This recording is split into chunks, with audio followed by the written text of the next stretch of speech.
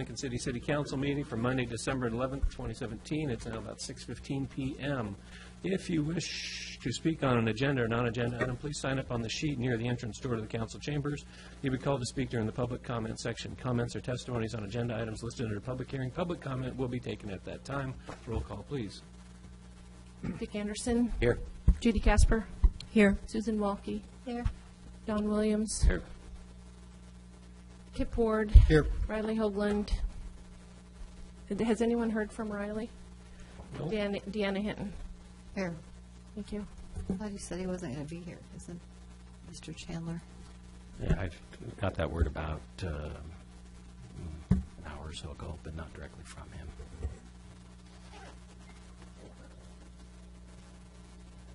Wait, do I need to finish?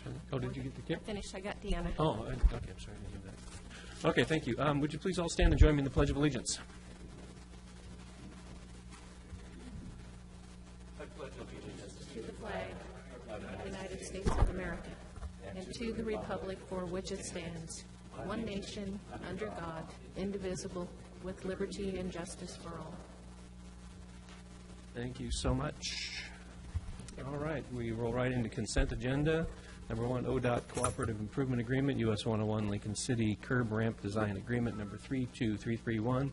And also number 2, Oregon Liquor Control Commission application for new outlet full on-premises sale, Beach Club Event Center, LLC. Mr. Mayor? Yes. I'd like to pull number 2 from the consent agenda.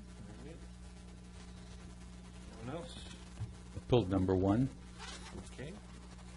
Well, we'll start with Number 1. number 1. Have Lila come up.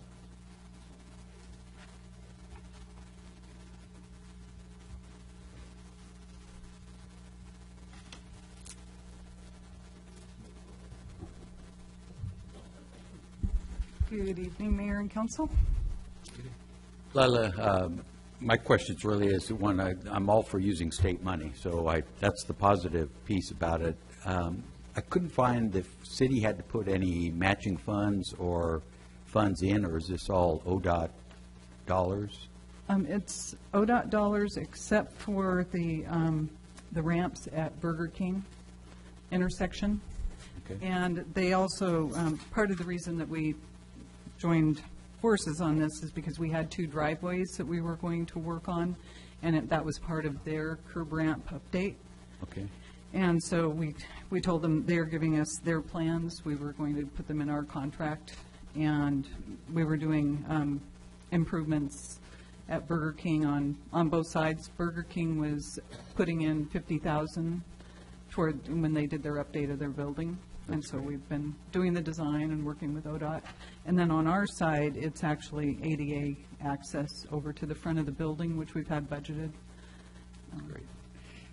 Is this, Mr. Mayor, is this, you control the bid process and the work? Yes. So they're just sending a check? Right. And I just didn't want to have any risk, so I asked them to deposit the $250,000 in advance, because by the time you get through their process to pay your contractor, you would be late in paying that contractor. Well, and there's a session in February, they might not have any money, so it's better to get. You'll have to update me on that one. It's not Thank good. you. All right. Thank you, that's all the question. Mr. Mayor, I have a question. On number 9, Lila, you just mentioned the $250,000. Number 9 says $225,000. Oh, okay, maybe it was 225. But in the initial document, it says $250,000. So they're in conflict, or else Okay. $25,000 comes in somewhere else that we haven't seen. All right, I'll have to take a look at that. I thought it was the same, so. Mr. Mayor, I'd make the motion to approve the ODOT Cooperative Improvement Agreement. Second. Motion and second. Discussion? Hearing none. Roll call, please. Hinton. Yes. Casper. Yes. Walke. Yes. Ward. Yes. Williams. Yes. And Anderson. Yeah. Motion carries. Councilor Walke? I just had a question on the Liquor Control Commission application. Says their business hours on Sunday are from 11 to 10, but that music would be from noon to midnight. So I think that music should only be till when they close. If we We can, could pass that on. we can make that adjustment. Thanks. Mayor, if I could, and Lila, I don't know if you could, it's a question I have is timing on this. Looking at the dates, I can see the liquor license has been in process for a while, the application stuff, so wanting to see that through. But timing for me would be the occupancy, and in that, I assume the parking would be resolved. So, Yes, the parking, when we did the change in. Interrupt, just a quick question. Correct me if I'm wrong, Mr. Apicella. Should we have Ms. Bradley identify that she's the owner of this, or not speaking as the? I could have. Thank you for the Yeah, I'm not clarification. speaking as the Public Works Director. This Yes, is thank you. personal. Okay. Go ahead, I'm sorry. so I'm wondering about, should we as a council be blessing the liquor license application prior to occupancy? To me, I don't know who to ask, but it's a timing question. We have a process for liquor licenses and making recommendations to LCC, and that process exists separate and aside from the fact that we have other requirements as part of our code for occupancy and use of our property and easements and those kinds of things. So I think they all exist, and I don't think approval of the liquor license is going to adversely affect or waive or excuse any other requirements of our code. Sounds good, thank you. Mr. Mayor? Yes. I have a question as well.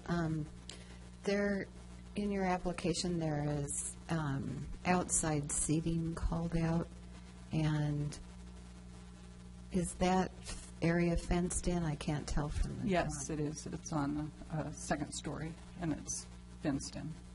Okay, and I guess my worry about that is just that it's so close to the community center with lots of kids, and I don't know. It's not fenced in, second story. It's fenced in, and it's not on a lower level. It's on an upper level. And it's more of a restaurant. That's the restaurant section. Thank you. Anyone else? Looking for a motion? I move to recommend approval of the OLCC application for Beach Club Event Center LLC. Second. Motion and second, discussion? Hearing none, all in favor say aye. Aye. Opposed? Hearing none, motion carries. Thank you very much. We skip into F here. Comments from citizens present on agenda, non-agenda items. Are you getting me that slip there, Richard? Thank you. This is an opportunity for members of the audience to bring to the council's attention any item not listed on the agenda for public hearing or public comment. Comments are limited to 5 minutes per citizen, and the city recorder will use the light system. Speakers may not yield their times to others, and as a general rule, this is not a time for exchange of questions. At the conclusion of this agenda item, a councilor may discuss or raise questions regarding an item presented by a citizen. The mayor has the authority to reduce the time allowed for comment in accordance with the number of persons present and signed up to speak. Kind of a light load, so let's see. Heather, you were here to talk about G2. Next, Justin, Warner?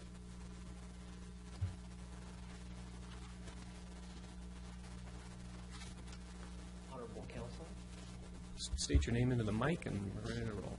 I'm Justin Warner with Lincoln City Homepage, a news outlet in this town. Welcome. So, And Justin, try to keep that mic close to you there. It moves. There you go. that better? Okay, so I sent an email to City Council, Mayor, who all did I see in here? Keith Killian, the police chief, Ed Dreistedt, and Jeremy Ruark with the News Guard. And it was concerning whether or not they needed permits for the Nell Scott Reef Pro-Am, which is, it's kind of an event that just kind of popped up. You may be aware of the one that's been going for like 13 years. It's the Nell Scott Reef Big Wave Classic.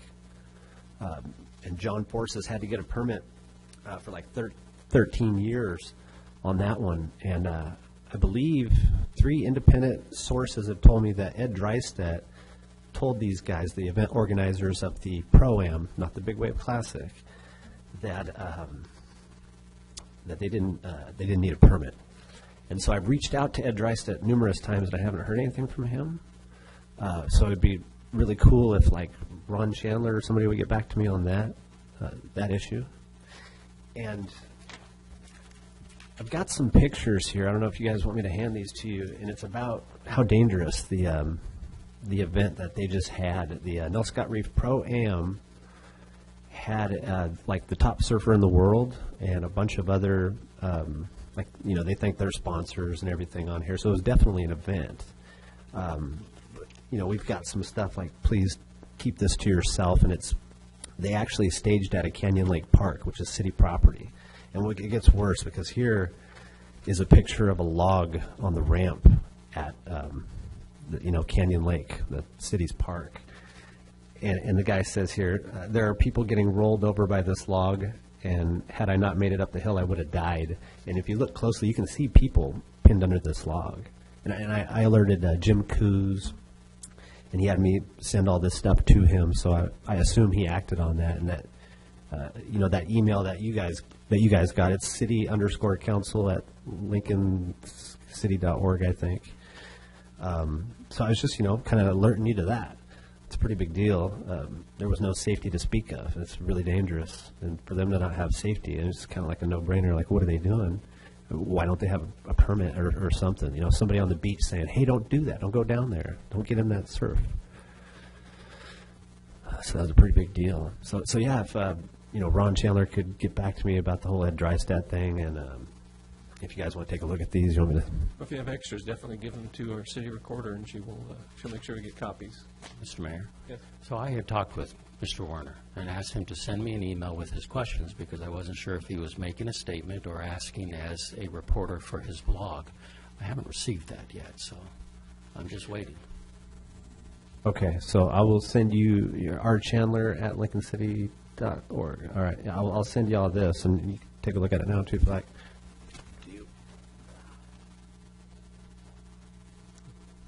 That it then? That's it. All right, thank you very much. Appreciate you coming forward. Mr. Alexander.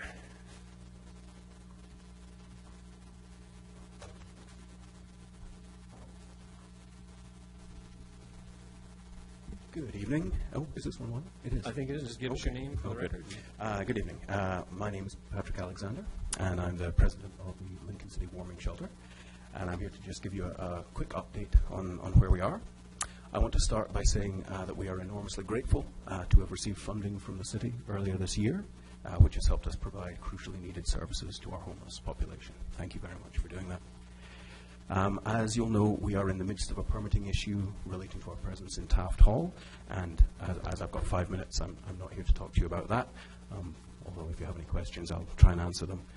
I did want to assure you that we're in communication with city planning staff who've been very helpful, and that we're optimistic that we can find a solution that will help us move forward. What I did want to do is take a few minutes to share with you some of the successes we've seen so far this winter, both with the Daytime Resource Center and with our emergency weather shelter.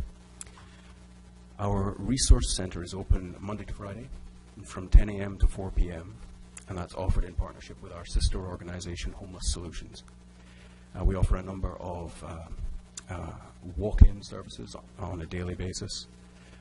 Number one on that list is free clothing, anything from jackets and scarves and hats to socks and underwear and gloves. We have it.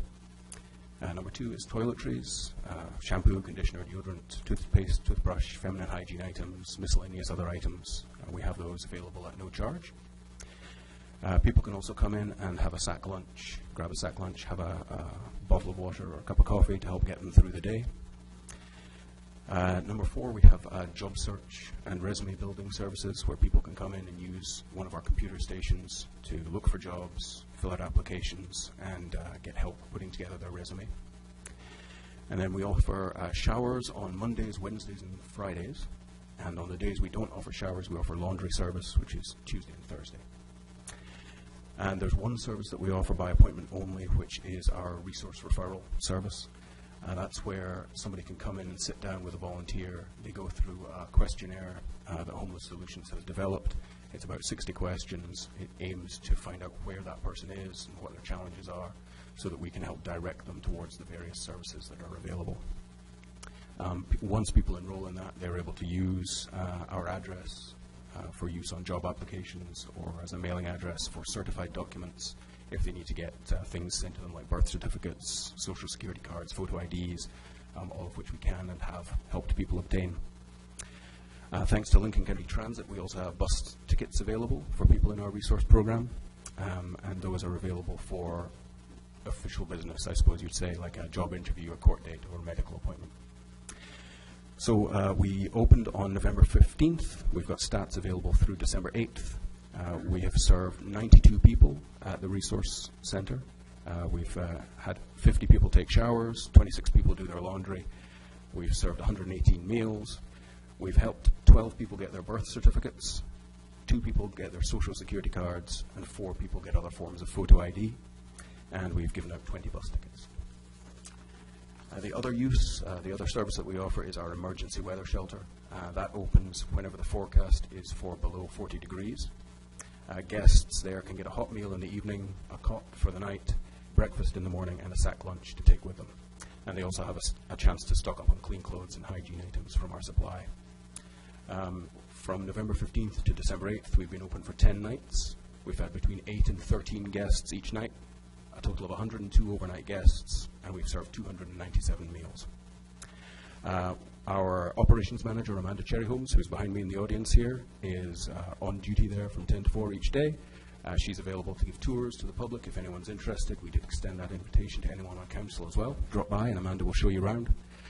I want to close by thanking you again for your faith in our program, thanking our exceptional team of volunteers who make this all possible, and lastly, to give a big thank you to the community for all the donations and messages of support that have meant so much to us as we move into another winter here at the coast.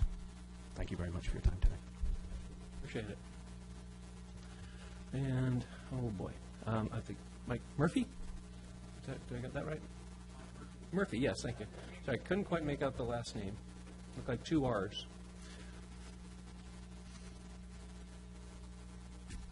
Members of the City Council.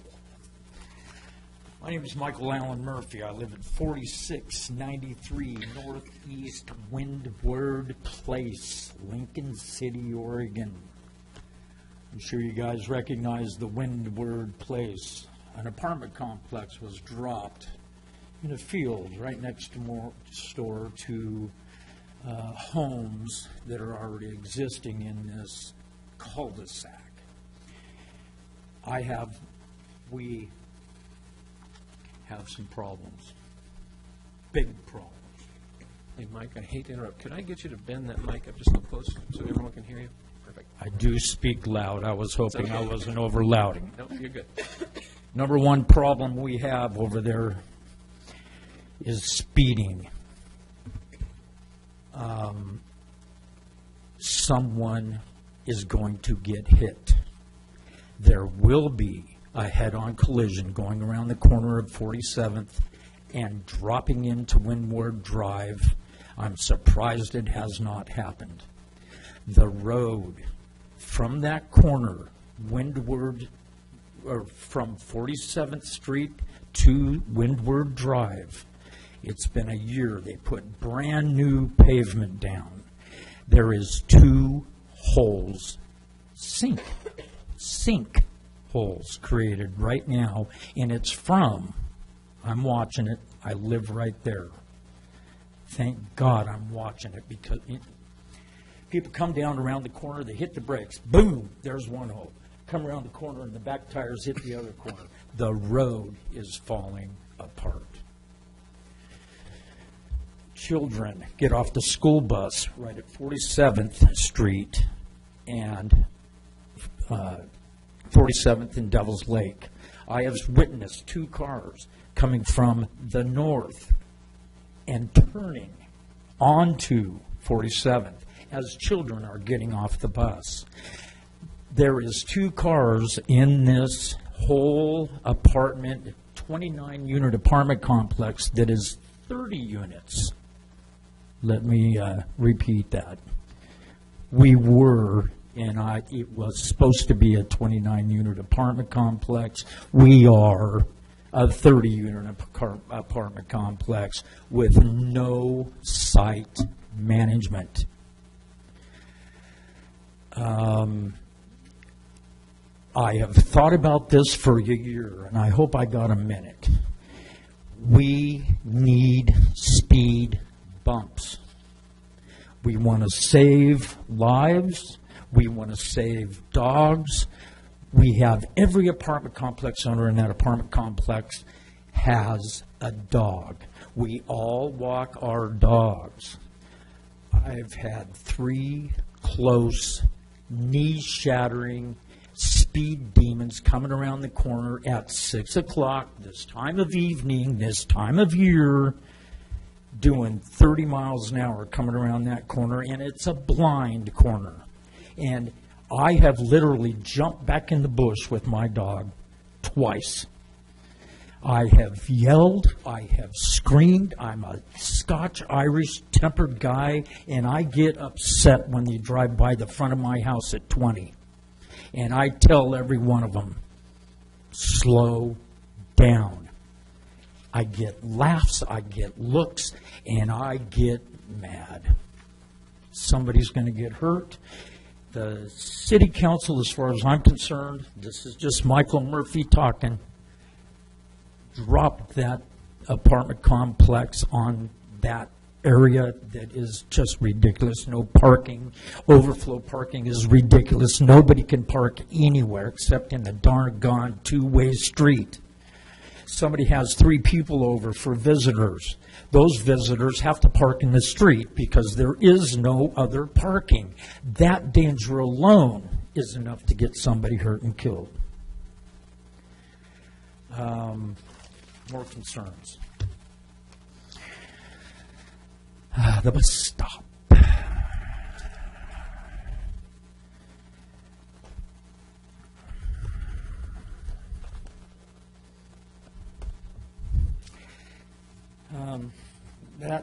That's part of it, you guys.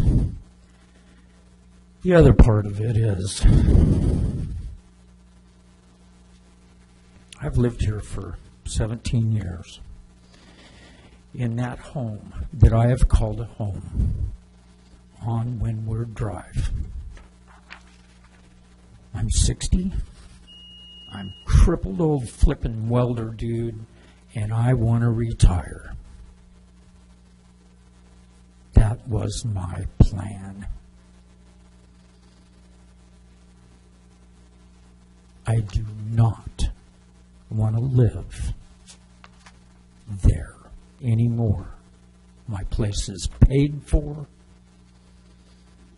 It's ruined not only my plans, the neighbor's plan. She's moving out. She's scared. She doesn't like the environment. These are things that we have been talking about in the neighborhood for a year. And I am very ashamed I haven't been here before. And this will not be the last time I come to this meeting. Welcome you back, and please do come.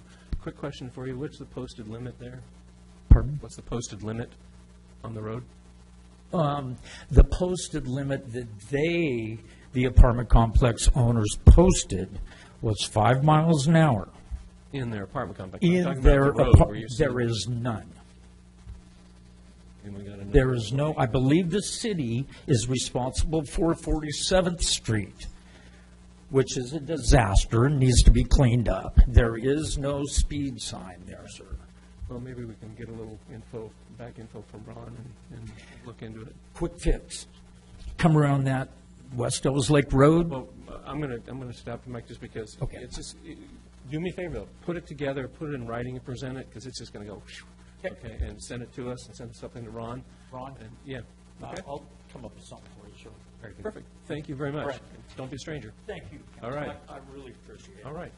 And then let's see, the next one is going to be for G2. So anyone who did not sign up who wishes to speak at this point? Okay.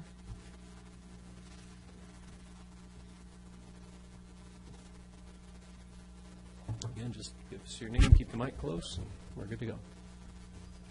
My name is Amanda Cherry Holmes, and I am the operations manager for Lincoln City Warming Shelter. There are a couple of things that I wanted to mention that was not previously mentioned. First of all, I've come in here previously and done presentations for you guys about what we're doing, what we plan on doing.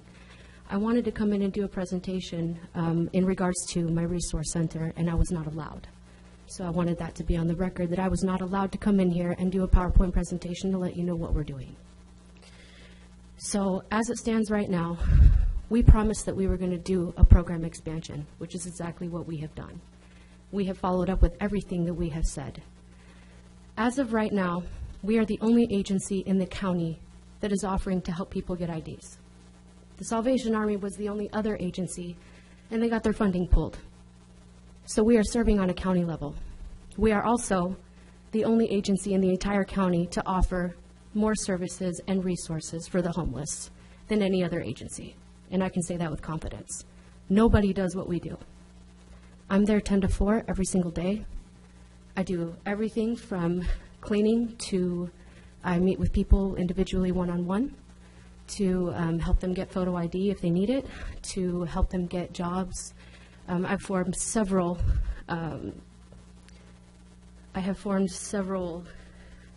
partnerships with various agencies throughout Lincoln City.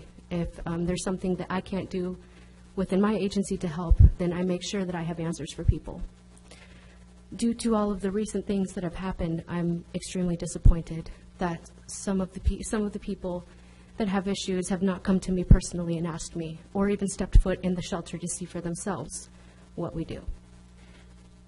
So I just wanted that to be on the record, that if there's ever a question for how much we're actually doing for our city, I just want you to know that we're doing more for our people than anybody else in the entire county.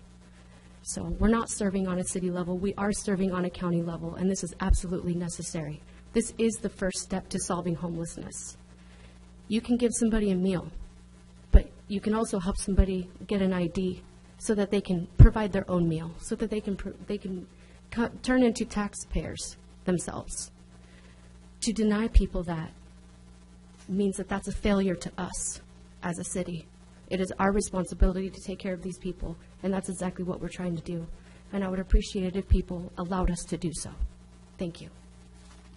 Thank you, Amanda. Appreciate it. Anybody else? Last chance.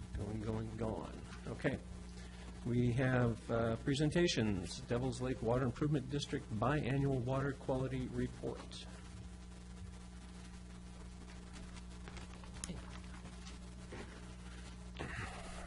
Good evening. My name is Josh Praynard. I'm the manager of the Devils Lick Water Improvement District here in Lincoln City. First of all, I'd like to thank Mayor Williams and the Lincoln City Council for getting us on the agenda tonight.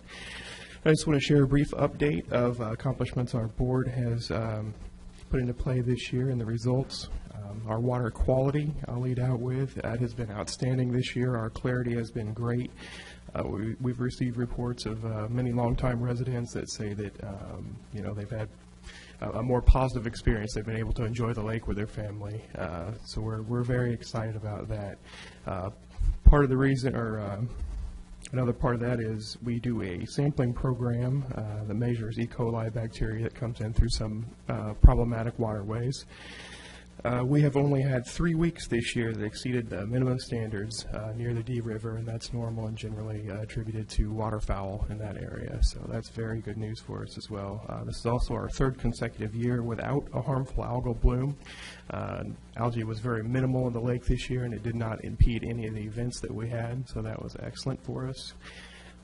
In addition, the district has procured new and updated water quality monitoring equipment with an assistance grant from the Sletch Tribal Charitable Contribution Fund. We've been using that since June of 2017. It's been an incredibly valuable diagnostic tool for collecting this information, both in the present and decisions we're going to make in the future to maintain that water quality.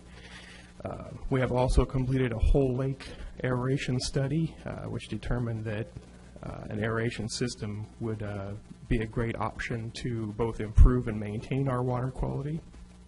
We're currently in the permitting phase of the aeration conservation project now, and we hope to have that in the water by next fall. We also have several committees on board with community help and volunteers that have done such things. Our SOS and Water Quality Committee has performed a floating garden project, which is going to help us determine some alternate methods to propagate non-invasive aquatic plants in Devil's Lake and help reestablish our shorelines. Our Sewer Committee has completed Voyage Lake Local Improvement District, and several people have already hooked up onto that. And that's definitely great progress to start getting the lake on a sewer to reduce those inputs in our waterways. We are also continuing, and our Sewer Committee is continuing efforts to extend the sewer on the east side of Devil's Lake as well, and we're evaluating options such as grant funding and community assistance to make that project a reality as well. We had a successful internship program this year, and we had a great undergraduate student, Whitney Rich, that participated in that. She aided in the collection of bacterial samples, water quality measurements, and several other district projects, which was really great for us and a good educational opportunity for her as well. We hope to do that again in the future. We are actively working towards a solution with Lincoln City to come up with a way that we can increase our events and attendance, particularly at Regatta Park. We currently have a deed restriction there that's preventing us from having vendors in the area, but we are working on a solution for that. So we appreciate the time that Lincoln City is spending with us working towards that as well. We had several events this year. We had a great July 3rd fireworks display. We had a couple of Solve Lake cleanups. The last one retrieved over 316 pounds of trash. That included a car bumper on the east side of Devil's Lake Road, so we appreciate those folks going out there as well and keeping our lake and community clean. Other events we've had were the Devil's Lake Dash, which has been here several times.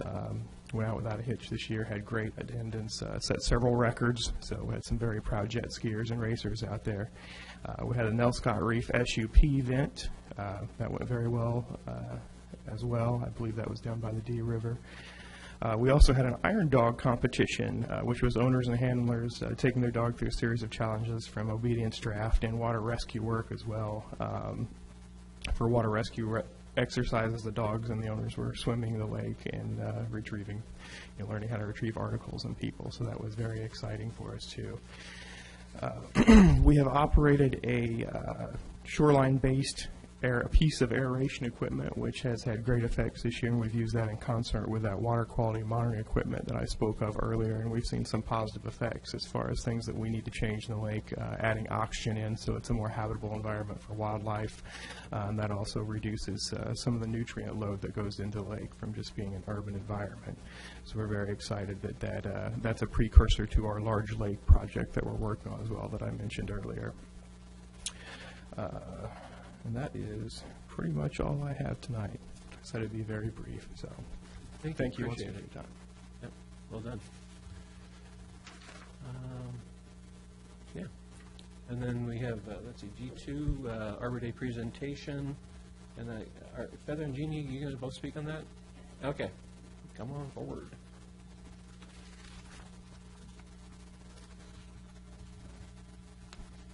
Hello, City Council.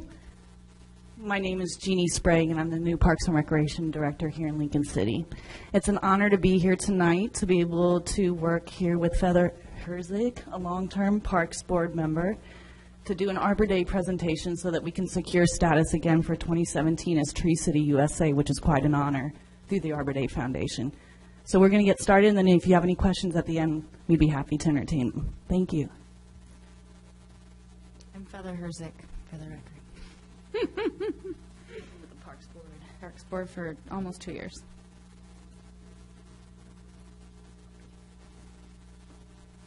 Whereas Lincoln City celebrates Arbor Day every year to honor the important role trees play in our daily lives, and whereas Lincoln City residents have demonstrated their extraordinary support for trees in many ways, including a $3 million bond issue passed in 1998 for the purpose of preserving forests and other sensitive land within the city limits, and efforts in the past 4 years to improve forest health in the city's open spaces.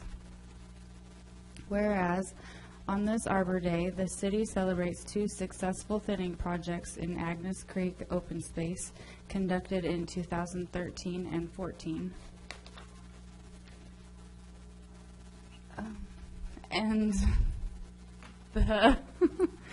the completion of the spyglass thinning project in 2016, and the planting of the spyglass trees and shrubs in 2017, whereas Lincoln City continues to improve the ecological health of the forest through removal of invasive species, restoration of native vegetation, and tree planting with the partnership and help of Career Tech and their students.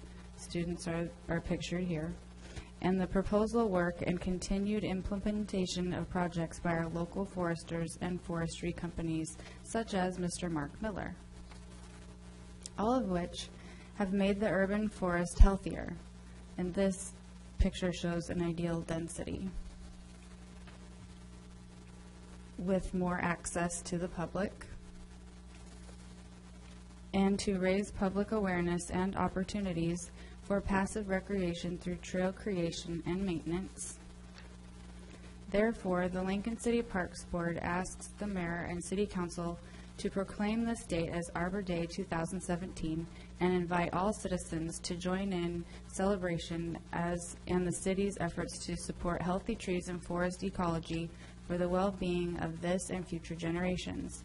In this photo, Mark Miller led a tour of our cross-country team through the Spyglass Open Space in September 2016.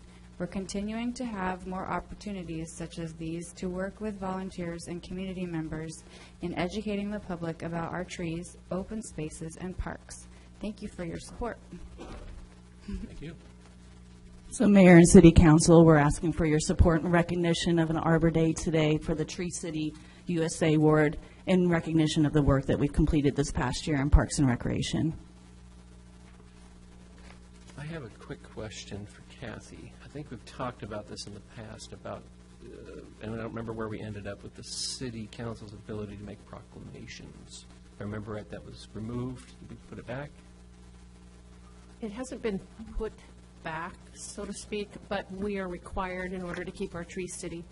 We have to have this proclamation in order to keep our designation. Well, that just has to be entered. Oh, okay. Yeah. Go So ahead. this is like one of the few times during the year that we have a proclamation.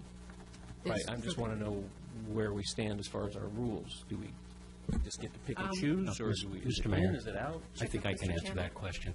As far as the proclamation, these are ones that, the Arbor Day is one that we have initiated. We have not been doing proclamations as they have been requested by others, but in this case, we have initiated it because we desire to have that Arbor Day, or Arbor Tree City USA. Right, I kind of want to make it clear to the people out here, because I remember right after I was elected, there was people who came forward like, gosh, we need to recognize this. And so I checked into that, and I was told, well, we don't do that anymore. So I just want to have a clear understanding of, is that something we do, we don't do, or only by invitation, so the public knows what they're going to expect from us. We are still not doing that unless, like I said, it was something initiated by us, as in this case. Okay, so proclamations initiated by the city or by the council. Very well. Okay. When I do get calls for that, I do encourage them to come and do a presentation because the message gets out more rather than just reading from a sheet. So I do have a long conversation with them about the proclamations and giving a presentation as opposed to that. Okay, so then Mr. what Mayor, is- and since the presentation was mentioned twice today, I think what Mrs. Steer is referring to is during the citizens' comment portion. We also limit the presentations for the same reason. And so when somebody wants to come forward, we invite them to come forward during the citizens' comment portion of the meeting. Okay, so what is required of the council at this point with this proclamation? Just to say yes, we agree, or do I have to read something? A motion to A approve? motion to approve on Motion this to one. approve. I so move. Second.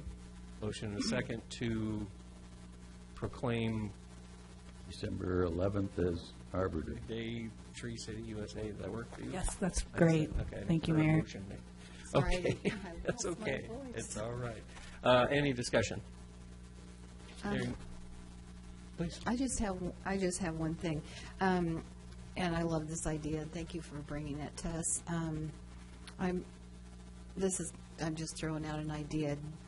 Should we also be considering like a heritage tree program or something to go along with the Arbor Day? Something to think about. Just I don't Yes, know. Diana, we can look into that. I was curious how that would look. Yeah. That would look great. Mr. Mayor? I wonder while we have these two, would you take a moment to try to explain to us and to the public this whole, not Arbor Day, but Tree City USA? If you drive much around the state, you see the signs in front of cities. But unless you're in Eastern Oregon, there's a lot of trees. Right. So are there advantages, disadvantages, benefits? Does it cost us money to be a tree city? Those kind of Great things. questions. Why we're doing this. Thank you, Mr. Anderson. It cost us no money, and it is a benefit, and it's highly regarded, both in the environmental industry and in the parks and recreation industry. What it requires is that we have a tree ordinance, community ordinance within our city. Not every community has that, which shows exactly what kind of usage of trees, how we look at thinning projects, that there's some stipulations to this. The second part is they look at per capita, how much we work on our trees, which is how we kind of highlighted in our slide here. We planted 1,000 trees in Spyglass in February along with 200 shrubs. And that shows per capita, our 8,000 population, how much we're willing to put in monetary funds in order to stay green. So it's a prestigious award. It's a bit of an application. I guess the only fee would be a couple hours of my time to get through it. But you've had it here at Lincoln City for quite a few years, and it's a great thing to continue with. Yeah. Anyone else? All right. All in favor, say aye. Aye. Opposed? Motion carries. Thank you. Thank you. Coming forward. And welcome to the team. Thank you, Mayor. Okay.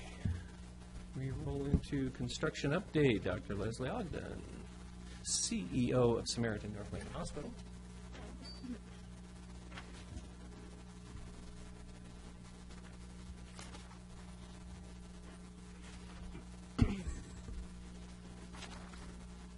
Hello, I'm Leslie Ogden, CEO of both Samaritan North Lincoln Hospital and Samaritan Pacific Communities Hospital, and I am here to give you an update on this particular project here in Lincoln City. We have a vision statement, and I just wanted to highlight the world-class award-winning and community-centered. Those are the first few, but we have a lot of other goals going forward with our building project. We have partners in place. Those are HTA and Skanska. And we are all working together hard, and I'll get you on our timeline here. If you recall, a couple of years ago, we were all wondering, we all knew we needed a new hospital, and we were all wondering how this was going to come about. We watched the bond referendum as it played out in the South County, how close it was, and we honestly wondered what the ability of our North County residents to shoulder additional sorts of bond fundraising was. And could they shoulder that much more after we had some school bonds go through and some other municipal types of fundraising. So we sat with the North Lincoln Health District and for about 2 years pondered this question and came up with the decision that the health district could participate with an asset exchange, giving Samaritan the assets of the building and the land where the hospital sits, and in return Samaritan would agree to build a brand new hospital. And so that is the premise we are working under. However, there's also a cost for that, and we are working with a $35 million budget. So I want to be real clear how we came up with that budget. And that is the amount of money, after working with business consultants, that our current bank of business will support us paying back that money. The money was raised through a not-for-profit bond issuance. And so there are people out in the world carrying this bond and financing this for us. But of course, we have to pay this back. So that's the magic number, and that's why $35 million. Also, very, very nicely, and we are very grateful that the North Lincoln Hospital Foundation has a goal set in front of them of raising funds for all of the stuff to go inside the hospital. So, the $35 million, that pays for design and it pays for construction, but $35 million doesn't go nearly as far as you think it would. So this will be an empty building when it is finished. So all of the things that will go in it, from low voltage cabling to nurse call systems to the computers to the medical equipment to the furnishings, all of that will be funded by the hospital foundation. And they have set a budget of $7 million to fundraise. So they are just getting started. We have a brand new executive director, Kathy Sandoval, and she will be working with our community. We also have Ursula Marinelli, who you may recognize as executive director from the Pacific Communities Health District. She is helping us with grant writing as well as corporate outreach. So we have some very big goals to fundraise through this. So not all is covered yet, but we are very, very close. This is our timeline. We started in September of 2016. We worked through a lot of different things about what we wanted to be, how we wanted to be different, how we wanted our patients to experience care in the hospital. And we even worked through how we would transform ourselves to become what our patients wanted us to be. So as we worked through all of that, we got to master planning, we got to schematic design, which I guess you all recognize if you've built anything, and then we are currently in design development. That will run through January. We will start working on construction documents in February, and then we will be actually starting to work the ground in the spring, and you'll start seeing the building raise in the summer. So this was not our original time frame, but you may be aware there's a little construction rush on in the world. And if you're in the construction industry these days, I think you're doing okay as far as commanding a nice price for your labor, and also deciding a lot of timelines yourself. So we are running up against that. We are finding that all of the estimates that we're getting are a multitude of more money than we ever thought, and I'm trying to figure out how to say in so many words, millions of dollars more than we anticipated as far as labor, and also the timeline is not exactly what we would want, but right now the market is commanding what's going on along our coast, in the valley, everywhere, realistically across Oregon. But we're working with it, we're flexible, and this is our project, so we'll get it done. I wanted to hit some sorts of things head on because I've heard lots of comments from the public about what this hospital will be or what it won't be, and I wanted to talk so that if you get questions, you can answer these things. So square footage, our current hospital is 74,000 square feet roughly. If you've been through it, there's about 10,000 square feet of redundant hallways. So we knew that we did not want that amount in there. Our current hospital plan is looking around 55,000 square feet, and we'll have a separate administrative building about 10,000 square feet. So if you sort of do the math, we're going to end up about where we are right now without the redundant hallways. So very similar type of size. But the whole idea about how we use space and about how we handle patients is completely different. No more will patients have to go find something. They'll come through the front door, and we will take them into a room, and we will come to them, whether they need a lab draw, whether they need an EKG, whether they need some sort of imaging. They don't wander around the hospital anymore. We come to them. So this is part of our challenge, to develop this flexible use and to have multiple rooms that do everything we need them to do. So I'll show you how that all looks as we get through this. We also, just so you know, have a research project that is very cutting edge going on with our architects, and that is to capture as complete information as we can about every single type of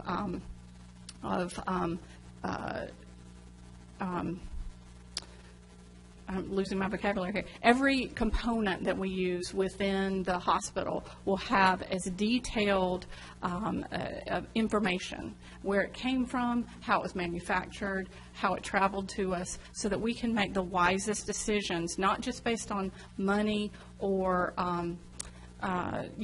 this was made in China, this was made in the United States, detailed information about whether something came from Oregon, whether something was regional or even local, and we can hopefully, by the end, have an entire report that shows the economic impact of what we're doing here and how it's affecting both our local and regional economy. Expansion capabilities, I wanted to tell you right up front, and we'll show you this as well, that we are planning a hospital for today, but we're also planning a hospital for tomorrow. And so we have expansion capabilities built in every side of this hospital. So if we need to have a bigger inpatient unit, if we need to have more ORs, if we need to have a bigger ER, all of that is within our current plans. We might not build it today, but we have the plans to build it tomorrow if we need it.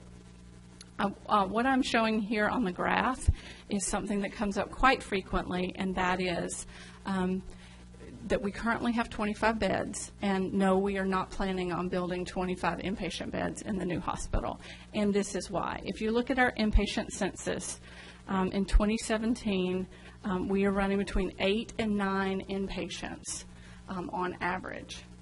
So to build 25 beds would be like a homeowner who required 2 bedrooms building 5. Why would you do that if they were just going to sit there empty? And so what we are trying to do is come up with a plan that matches our actual need today, and then definitely we have expansion capability if we need it tomorrow. One thing you should know is, and I think I've been here and told you this before, is the hospital industry is watching inpatient bed usage go down all over the nation. But outpatient usage is increasing exponentially as we get better and better at keeping people well. So only the sickest people go into the hospital. And we get better and better at testing and treatment and medications and all of those things as an outpatient.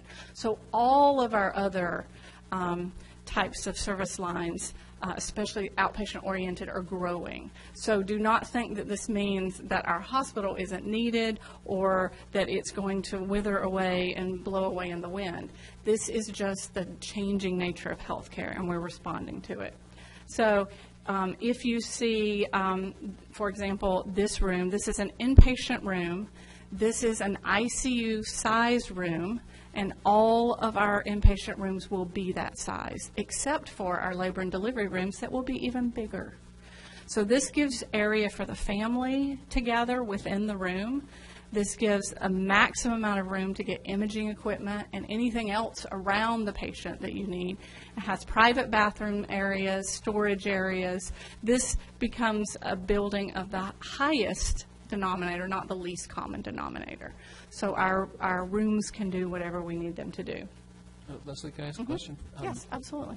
You made a differentiation between inpatient rooms and delivery. Is that correct, or is that still in the? They're actually, labor and delivery is actually considered inpatient rooms as well. So they are part of our total number, and that total number will be 12 inpatient rooms with 4 additional observation rooms. So a total of 16 rooms. But again, we have to be very careful to differentiate the 4 as observation only, because the government holds us accountable for that.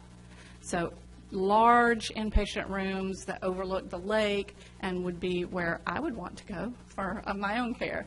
And then some smaller rooms for 23-hour or less observational stays.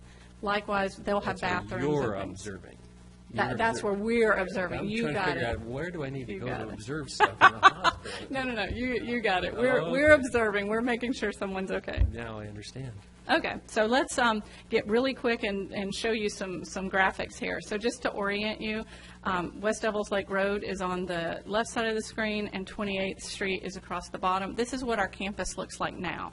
So the dark hospital in the middle, and then the orange scattered medical office buildings and such around. This is one of the first renditions that we had of where the new hospital might sit. It sort of helped itself to this layout because we have to still have the old hospital running while we build the new hospital. So there was only really one place we could put it if we kept all the other outbuildings, if we didn't completely demolish them. So it's on the lake side overlooking that lake.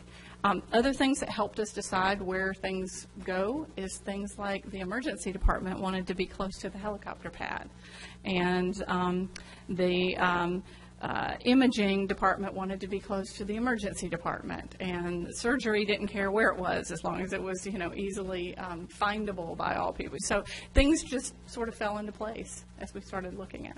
Mm-hmm. Mr. Mayor, may I ask a question?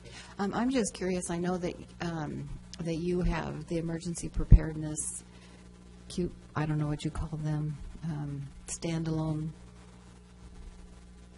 I don't know. Anyway, and you said that you house those outside of the hospital because in case of the earthquake or something like that, that you will have all of your emergency equipment available.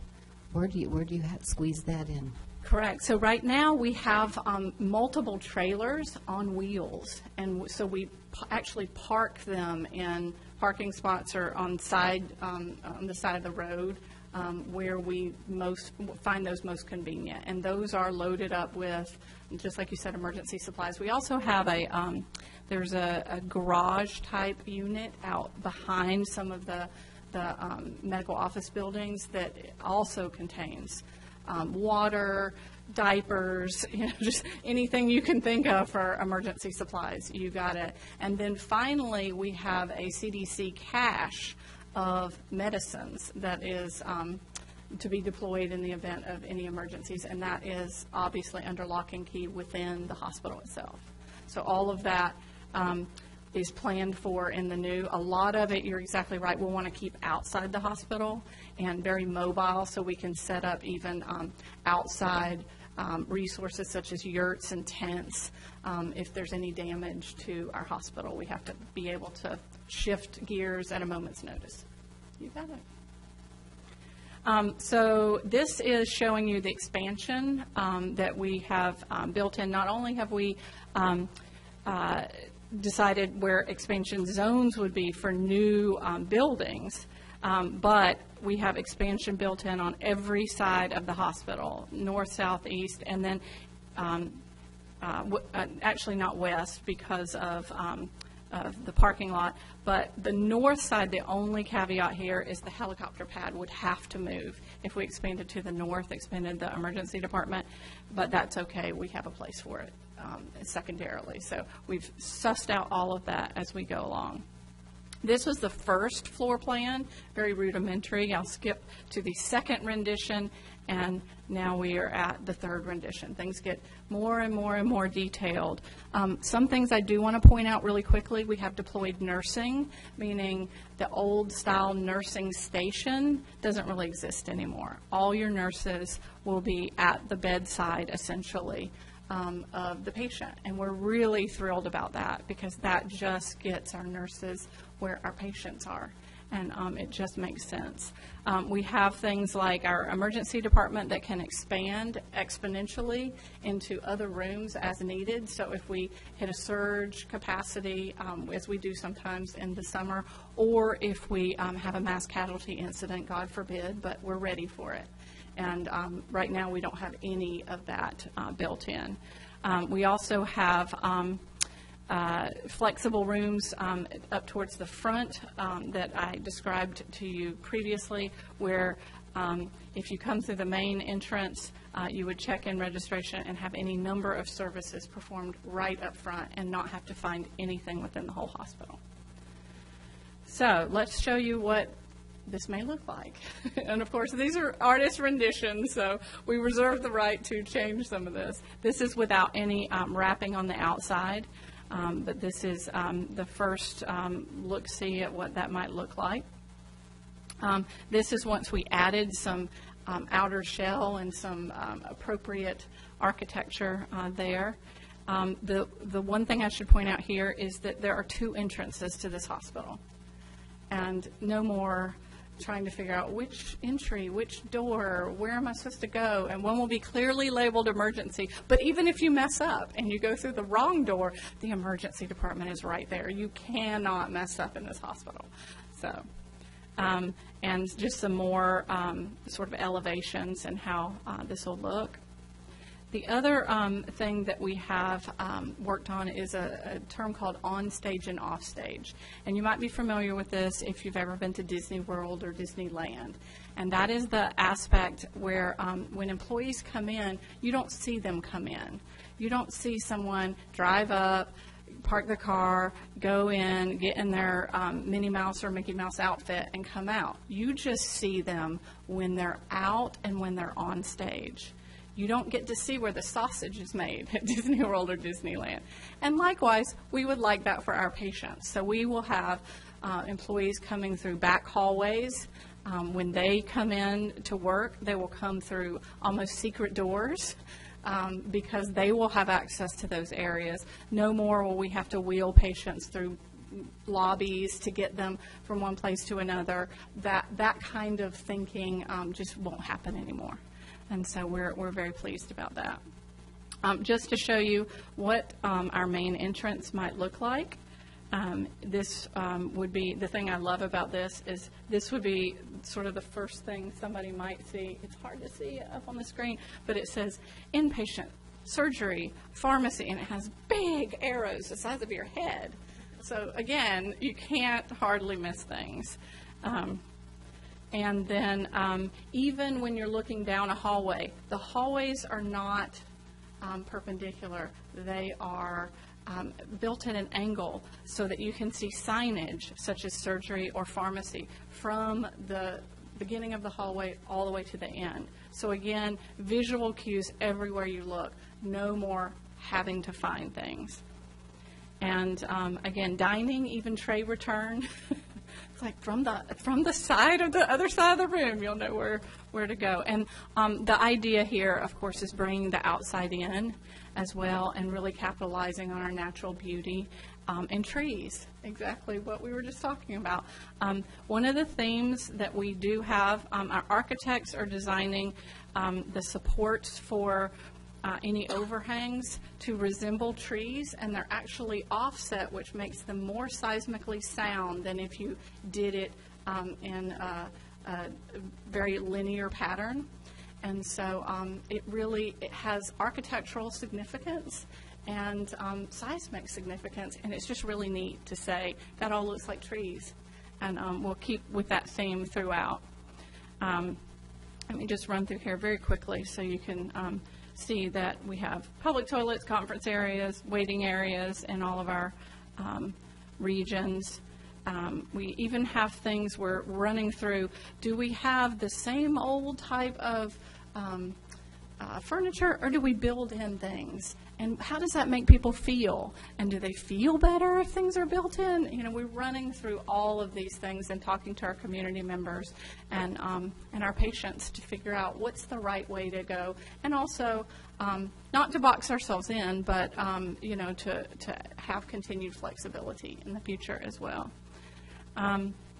let me show you very quickly. The emergency department is a little bit different. This is actually a long hallway that'll run down the front. We'll have a fireplace.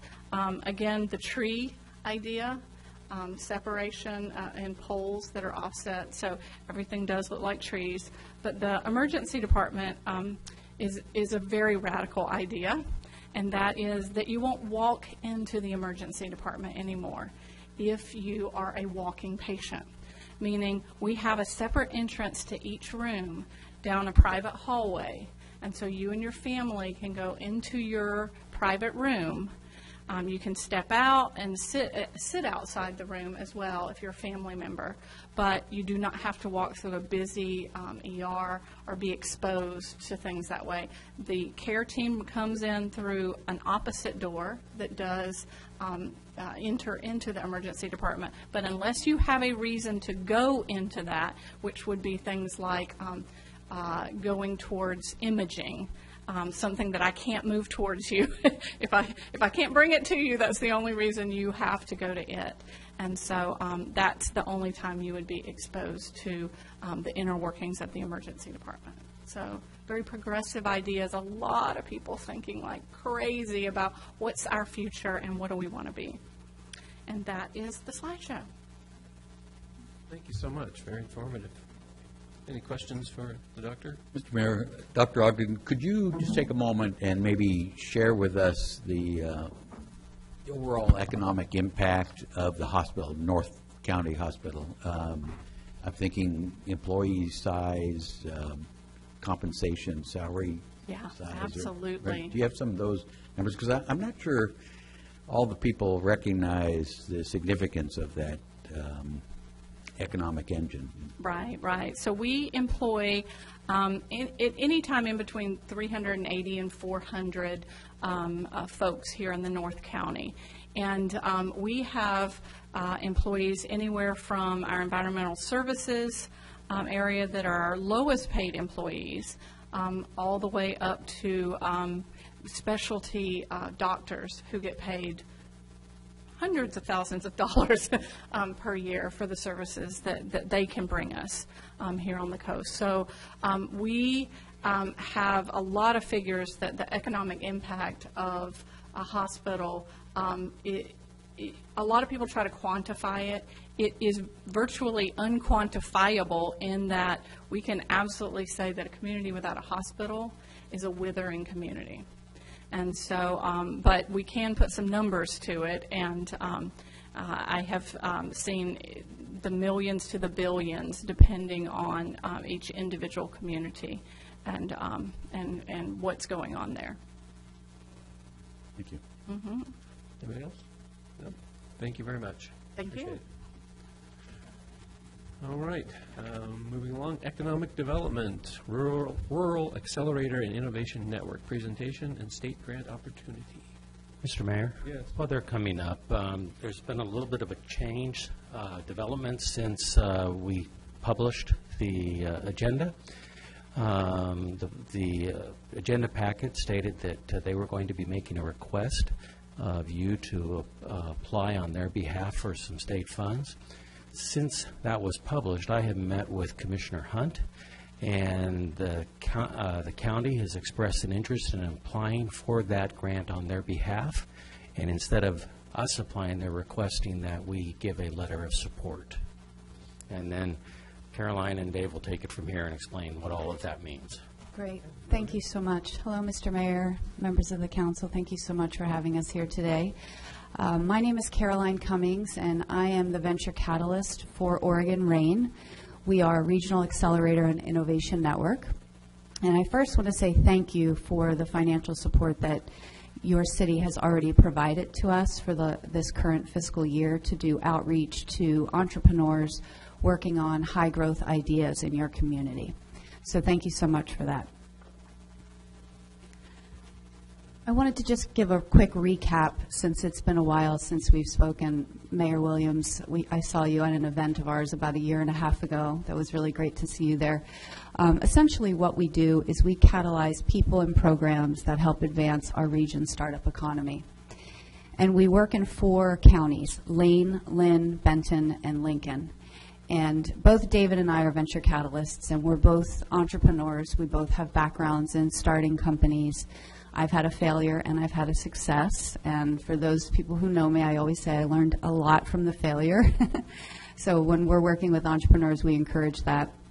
And we also wrap services around entrepreneurs in your community to help them. Things like capital, whether they need help with grants or with equity, so that they can get their idea off the ground. And I entered your community, it was back actually at the end of 2015. And when I say community, I'm talking about the county, where we did an event in partnership with Caroline Bauman with the Economic Development Alliance of Lincoln County.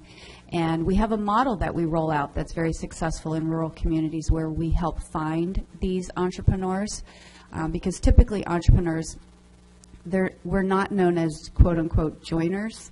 We're working in our home offices or labs or garages trying to build the next cool widget. And when Caroline Bauman and I put on this first event, it was at Nana's actually in Newport, we thought we were going to attract about 30 people from around Lincoln County, and we had 57 people show up, including folks from Lincoln City. So that's how we knew that we were onto something, and we were finding these high-growth individuals in your backyard. There are many partners that RAIN has. We are a nonprofit. We're a 501c3, and we could not do the work that we do if it wasn't for a public-private partnership. We're a startup ourselves. We've been around about 3 years, and we are funded primarily by the state of Oregon through Business Oregon. And we're also funded by many cities like yourself and counties and private organizations. And everybody on this list that has a little asterisk next to their name is a financial supporter. We'll get you copies of the presentation. Thank you. And so we went and raised money this last year so that we could bring another catalyst on, which is David Youngentab, whom you're going to hear from shortly. And we put out in a memorandum of understanding to Lincoln County and to the cities, as well as to the Ford Family Foundation, who funded our outreach over the last year. And these are the things that we said that we would do. Other than hire David, he would launch a pre-accelerator program, which is essentially, think of it as a boot camp for an entrepreneur who has an idea. So if you have an idea for a salad dressing or a piece of technology or a new surf wax or a piece of clothing, something that you want to try and figure out, how do I sell this not only in the county and in Lincoln City, but how do I get this product around the globe? That's essentially what we do. So they go through this boot camp. David will talk to you a little bit more about that and the successes that we've had there and the Lincoln City entrepreneurs that we've helped. So I'm going to hand it over to David Youngentab, and he's going to talk about the outreach that he's done over 7 months in the county and the city. Thanks, Caroline. Hey, thank you, City Council, for hosting us tonight, letting us present, give you an update on everything we've done the last year. My background is in biotech. I had a startup company that was unable to get off the ground, bringing cancer drugs in the developmental pipeline before clinical trials, and I ran entrepreneurial programs at a business called Fertilab in Eugene for 2 years before being hired by RAIN. So, as Caroline mentioned, the kind of signature project that was part of our initiative last year was our pre-accelerator, which is in the industry of innovation services. An accelerator is a program that takes a fully formed team and product and market and traction and starts to grow a business model around that and help the company be fully ready to go to market and raise large amounts of capital. Pre-accelerator is something that I got to develop in Eugene at Fertilab, and it's a program designed to find entrepreneurs who have a product and have customers in mind, but they need to figure out who else they need on their team and really what is the vision for this company that it can become. How big can we get, and what would it take to get there?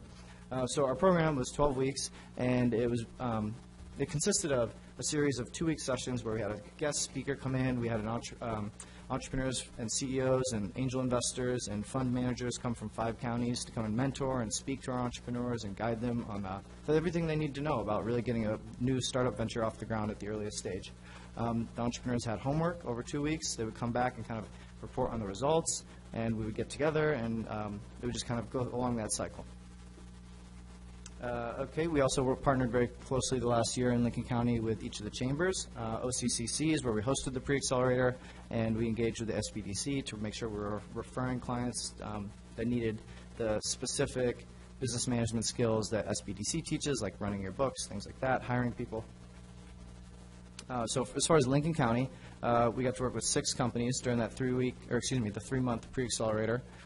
Very hands-on, in a very intimate way. 2 of them hailed from Lincoln City. John Forrest, who we actually heard about earlier, the operator of the Scott Reef Big Wave Surf Challenge. His ambition is to turn this into a event that he can broadcast and bring to a worldwide audience rather than a beachside audience. And we also got to work with Riley Hoagland, who we have a testimonial that you'll hear about in a minute. Yeah, so a little summary of what happened with Riley. Riley came into our pre-accelerator with this product. I'm sure, well, maybe you don't know about this side business he has, but he sells an adventure accessory that helps people organize and save the beautiful things that they find when they're out in the wild. It's kind of like a product you might see at REI. But when he came to us, he was distributing only in some novelty stores on the coast, and we got him thinking about how can he market this online and reach consumers that might be interested in this. And we encouraged him to pursue digital channels. And just to give you an example of one test he did, he promoted his product in Facebook groups for people that like to go on the beach and hunt for agates or go in the woods and hunt for mushrooms. Ended up selling right away 40 bags in an hour. So these are the kind of things that we're looking to do with these entrepreneurs, get them thinking about how do we find the audience we want to reach and make sure that our value proposition is reaching their eyeballs, and we give them an opportunity to engage with our company and make purchases. And did you want to? Yes, just real quickly, Commissioner Hoagland had wanted, or Counselor Hoagland, I just promoted him, wanted to be here to give a testimony since he went through the pre-accelerator, and so I just quickly wanted to read what he submitted to us. Being chosen for the pre-accelerator program with RAIN taught me so much about what being an entrepreneur is all about. I'm so grateful for the mentorship as well. RAIN brought experts in from around the state, and it was awesome to see these been there, done that entrepreneurs and angel investors take time to visit us and share their knowledge. It was crucial for me in those times when I wanted to give up.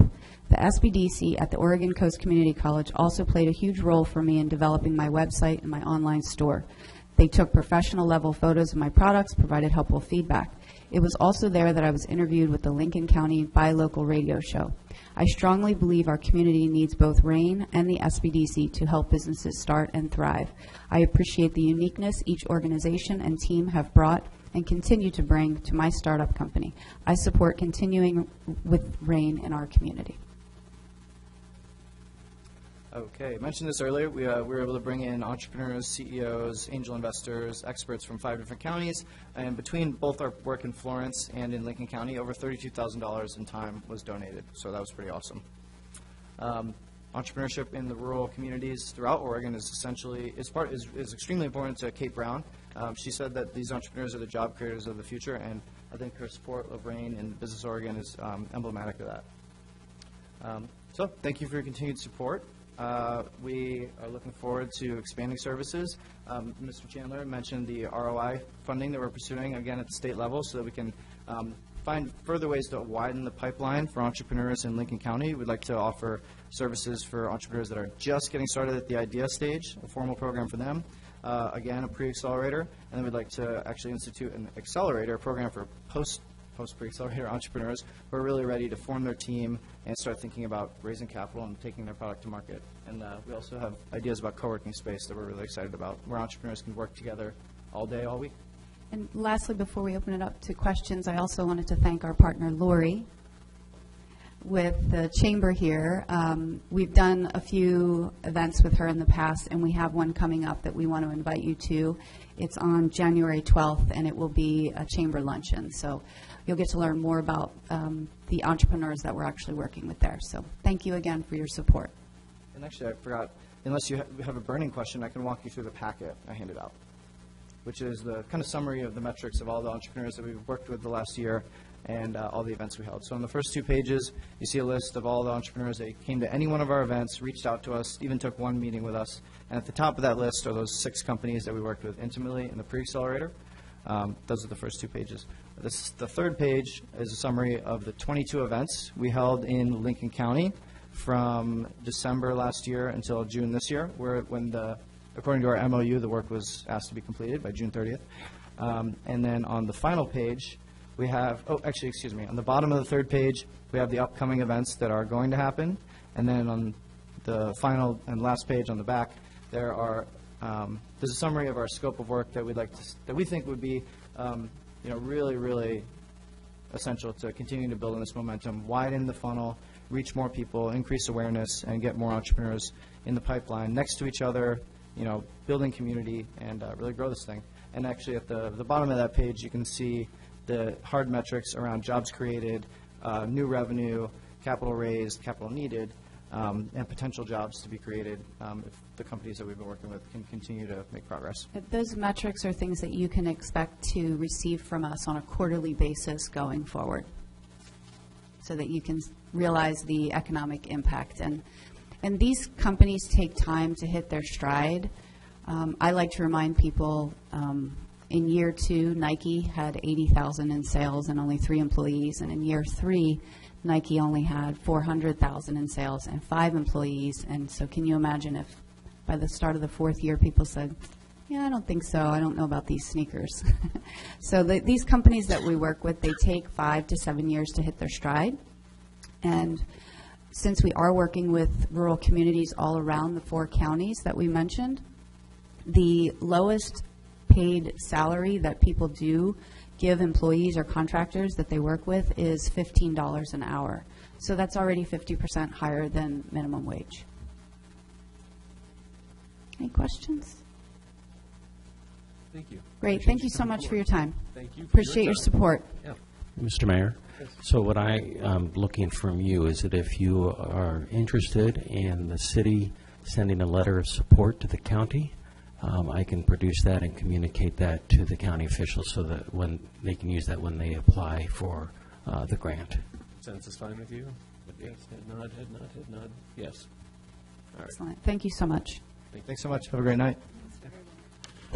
All right.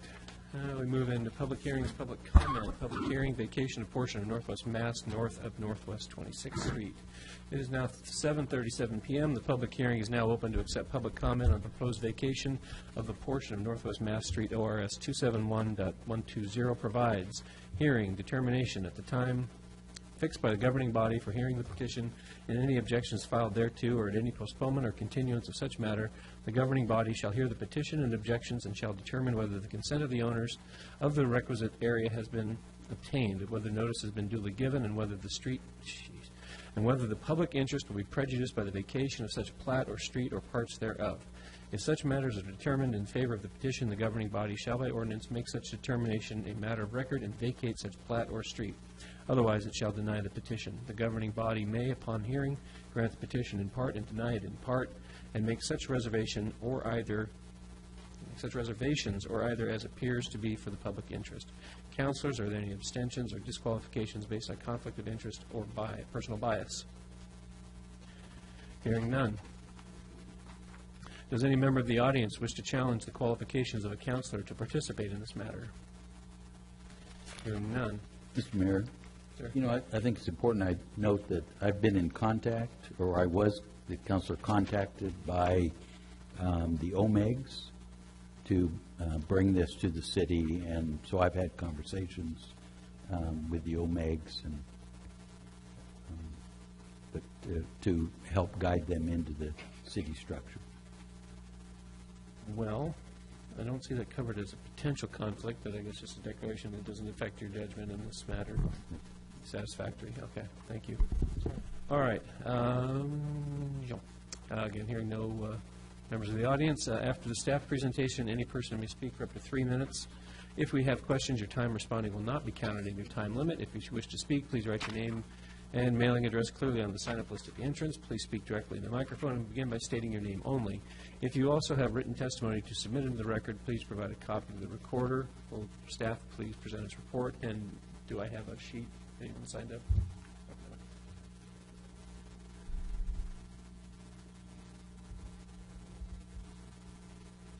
No?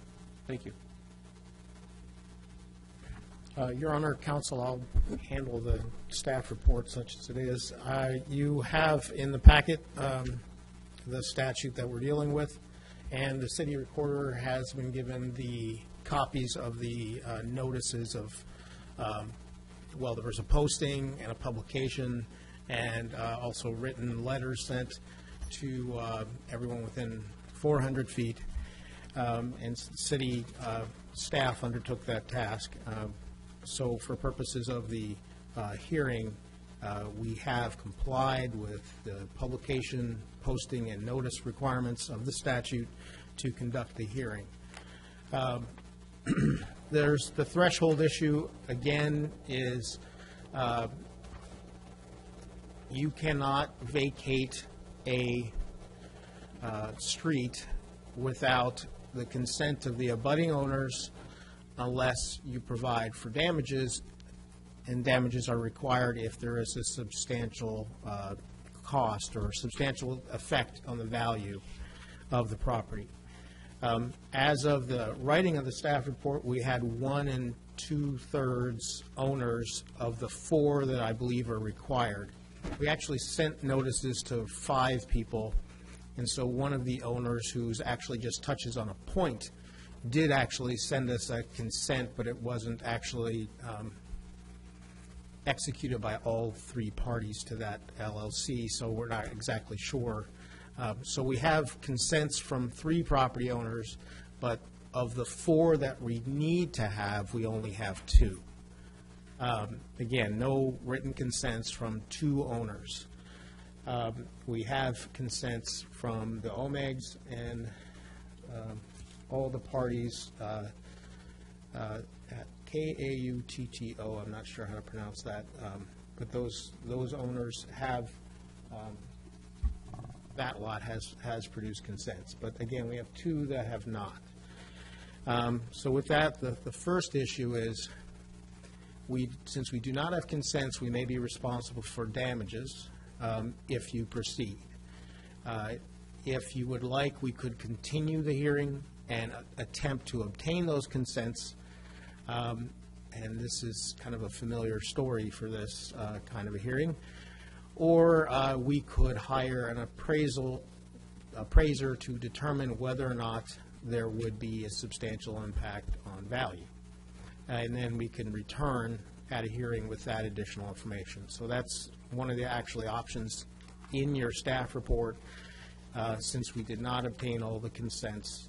Again, we wrote letters to all the owners, and we've not heard back from 2 of the 4.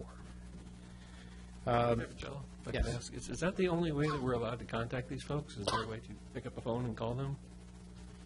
Do we have that option? Well, I mean, it basically was me and my staff sending letters out, trying to get a hold of people. We didn't make any phone calls, but, you know, we sent letters to everybody we thought was the owner of record. In at least one case, the ownership had changed, and we got the new address and sent another letter out. But we haven't received written consents, which is what we need. And I can't give legal advice to people. I can only simply write them a letter and say, you know, here's attached is a consent form. And we directed them to the planning department if they had general questions about the process for vacation. Right, and I got that. I'm guessing if that's failing to elicit a response, I'm just trying to find another way to say, hey, by the way, folks, you're going to get a letter from us. Could you open it? And could you respond to us? You're not offering any advice. Just, hey, just look for this in your mailbox instead of throwing it into the junk file. Mr. Mayor, Question. Yeah. just to follow up with what your question is, I kind of see that we aren't asking them for this vacation.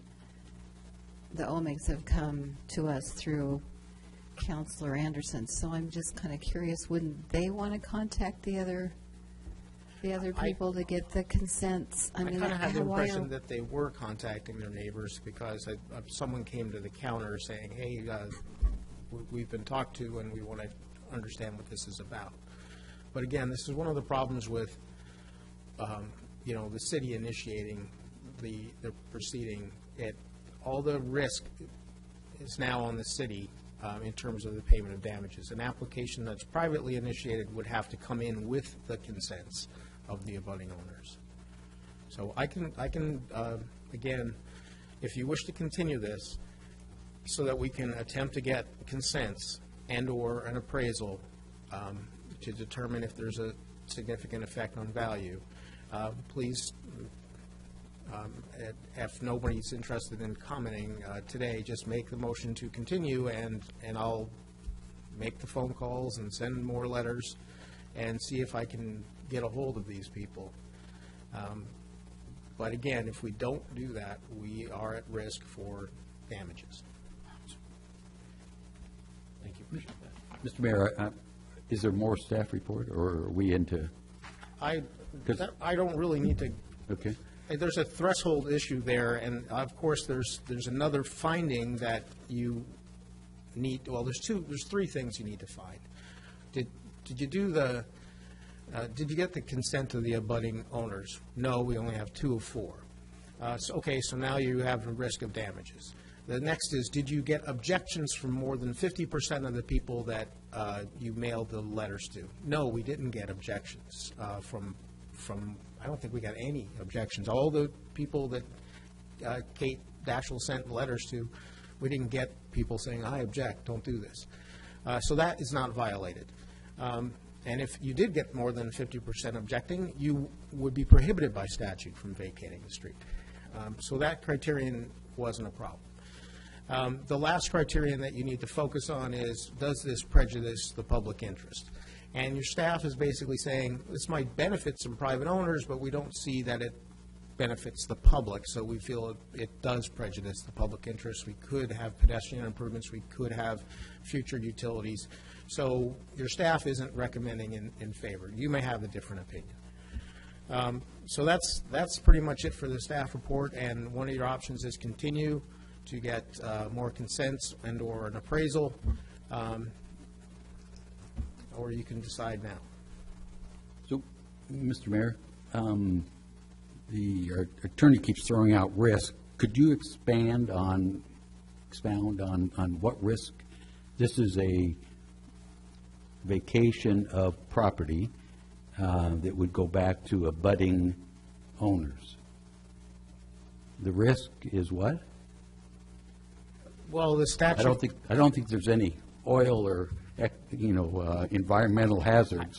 Though there could be. I don't know that, but there is. The statute again just says, is there a substantial effect on value? Well, I would argue that if my property taxes just went up because you vacated a street and that property got added to mine, and I didn't want to pay taxes on that, what would otherwise be right of way, then I want damages. So if I'm gaining property, I might make that argument. Now, if I don't care about getting the property, but let's say I'm one of the abutting owners, and now I don't have a street that leads to the back of my lot, I might say I'm damaged. And that's why when it is a privately initiated vacation, the petition itself has to have attached to it the consent of all the abutting owners.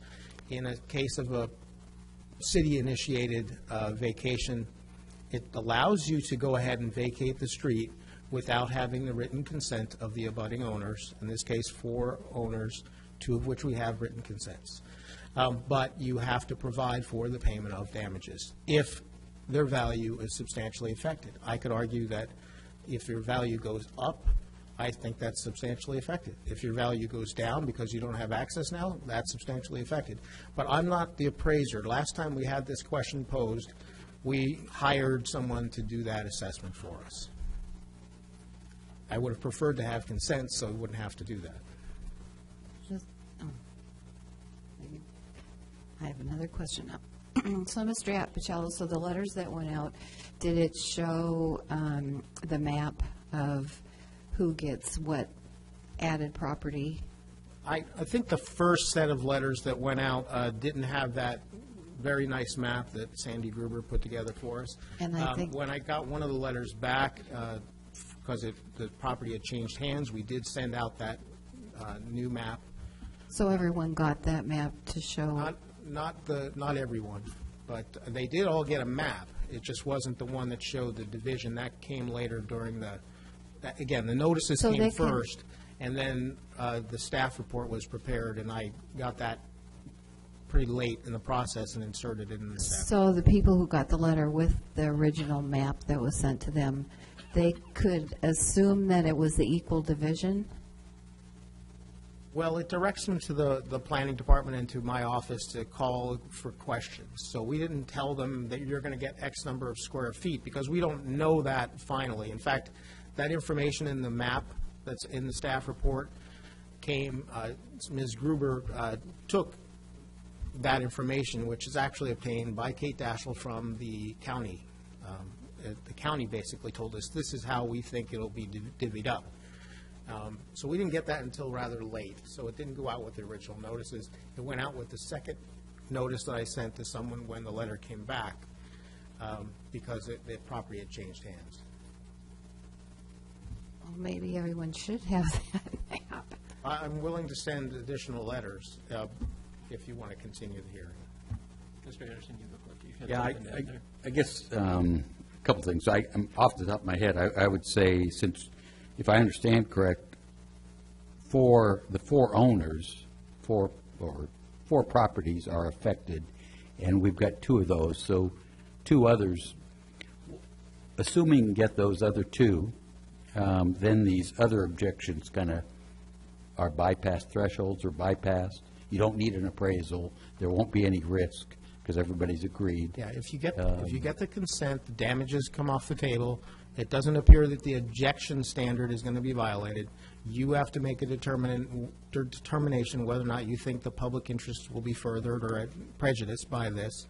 And if you find that it will not be prejudiced, then you may proceed. You direct staff to bring back an ordinance. But if you don't have the consents, there's some risk. Right. If I can, this one is always very educational, and I think this is a good example of frustration with the public, of a process. And here you have a piece of land that was built in the original plat for a street. This was back before the city was a city, back, before everything was developed. Now, as you can tell from the maps and the pictures, the whole bloody thing is built out.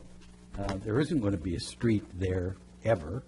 And it can't be used for anything other than a street. So what it's been is a neighborhood junk heap in the past, a nuisance. It can't be sold as a lot. So, it just sits there. And one would think that the governments, once they realize that they had properties that they weren't ever going to be able to use for intended, i.e. streets, ought to get it back onto the tax rolls and into the, citizens. And that's what the OMEGs discovered and is just kind of started their process. As a reminder, this request started in June. August, City Council agreed to have the city initiate the vacation, and then here we are in December. And I would say we still don't work very diligently, to inform, for property owners of this potential that they could get some land, a bigger lot. So it's frustrating for me and for the neighborhood. So as far as I'm concerned, I would say we would go ahead and continue the public hearing. Before we go there, I still have to call out for the public comment. Oh, I'm sorry. Yeah, so before we continue, does any member of the audience wish to provide comment on this matter? Seeing none. I would just, and I'm not making a motion yet, but I would hope that we would, go ahead and continue the public hearing and, see if the OMEGs want to take it upon themselves to contact the other two owners with the assistance of the city. Because Mayor, as you indicated, people don't always open up letters from the city, and then those letters aren't necessarily informative as to what's really happening. I think the OMEGs have tried to provide addresses when they knew a neighbor had sold, but they haven't broached. themselves onto this process. My question would be, Councilor Anderson, is at what point have we given up? What, do we say we mail out 2 more, 3 more? We give it a month, 2 months? At what point do we say we're done? Or the OMEGs are done? Well, I think quite frankly, I think the OMEGs would be able to tell us, because if we ask, do they want to, we continue it, give them, see if they want to make contact with these other 2 with the assistance of the city. If they say no, then, great, we're done. If they want to, let's see. So I don't know the status of those 2 that haven't responded, whether they're even in country or what. So I'd like to see an end for everybody's sake, I guess, at some point. So, Mr. Mayor, I would support what Councilor Anderson said, and I'd also say that they should be provided the map on page 56 in our packet. Okay, so I guess first we need to get a motion to close the hearing, close the record. But do we close those? You'd be continuing the hearing. Yeah, that's right. Okay, thank you. And the record? Well, the record would be open. You would just make a motion to continue to a date certain. Okay. So help me with the date certain, because Next meeting is the second Monday of January. It would be January 8th. But what we'd want to do is give OMEGs time February or to, March. yeah. So why don't we do the first meeting in February?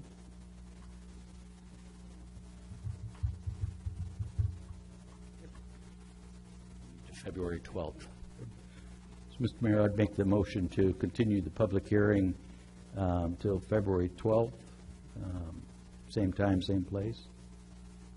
Excuse me. Just waiting for a second. Second. Okay, motion a second, discussion? I have some questions, and I'm wondering if I can get those answered before we continue the hearing. Please. Okay. Thank you. On page 55, there's a photographed map with green lines. I want to know what the status of the property is between the lot that's labeled 1731 and the one that's labeled 1791. I guess those are street addresses. Yes, I believe that the owner of 1791 is also the owner of the lot that doesn't have a number on it. Okay. And that one of the comments in the staff report is that that area in between is not proposed to be vacated. Yeah. So that street would, as part of what was requested, extend up to the end of 1731 and then stop abruptly, as opposed to, discontinuing down on Northwest 26th. So we did note that. I think it was actually the city manager's comment. Why is that, if we're going to vacate it, why would we leave that section? Yeah. It may be an issue of consent. It may be that the owners on the 1791 side are not interested, and so since you have to have the consent of the abutting owners, it's possible they didn't include it because of that. I'm not, if I could, Mr. Mayor, I'm not sure what you're talking about. There's, without a, Councilor Wolke, what is, The vacation only goes to here. to the lots, the kind of the. It does not abut 1731 is what If you she's look saying. on page 53, Yeah. you'll see the area in black is the proposed location. The area in gray is not being proposed, and that's the area between the lot 1791 and lot 1731. So that would, under So this the city proposal, would that would retain remain as a ownership. right-of-way. So the city would retain ownership of that strange little lot. Right, yeah. The reason being is there's that house, let's go back to it, what's on the other side, the left-hand side, 1731? 1731, it's garage, that it used that street. So that street accesses, There is a street there.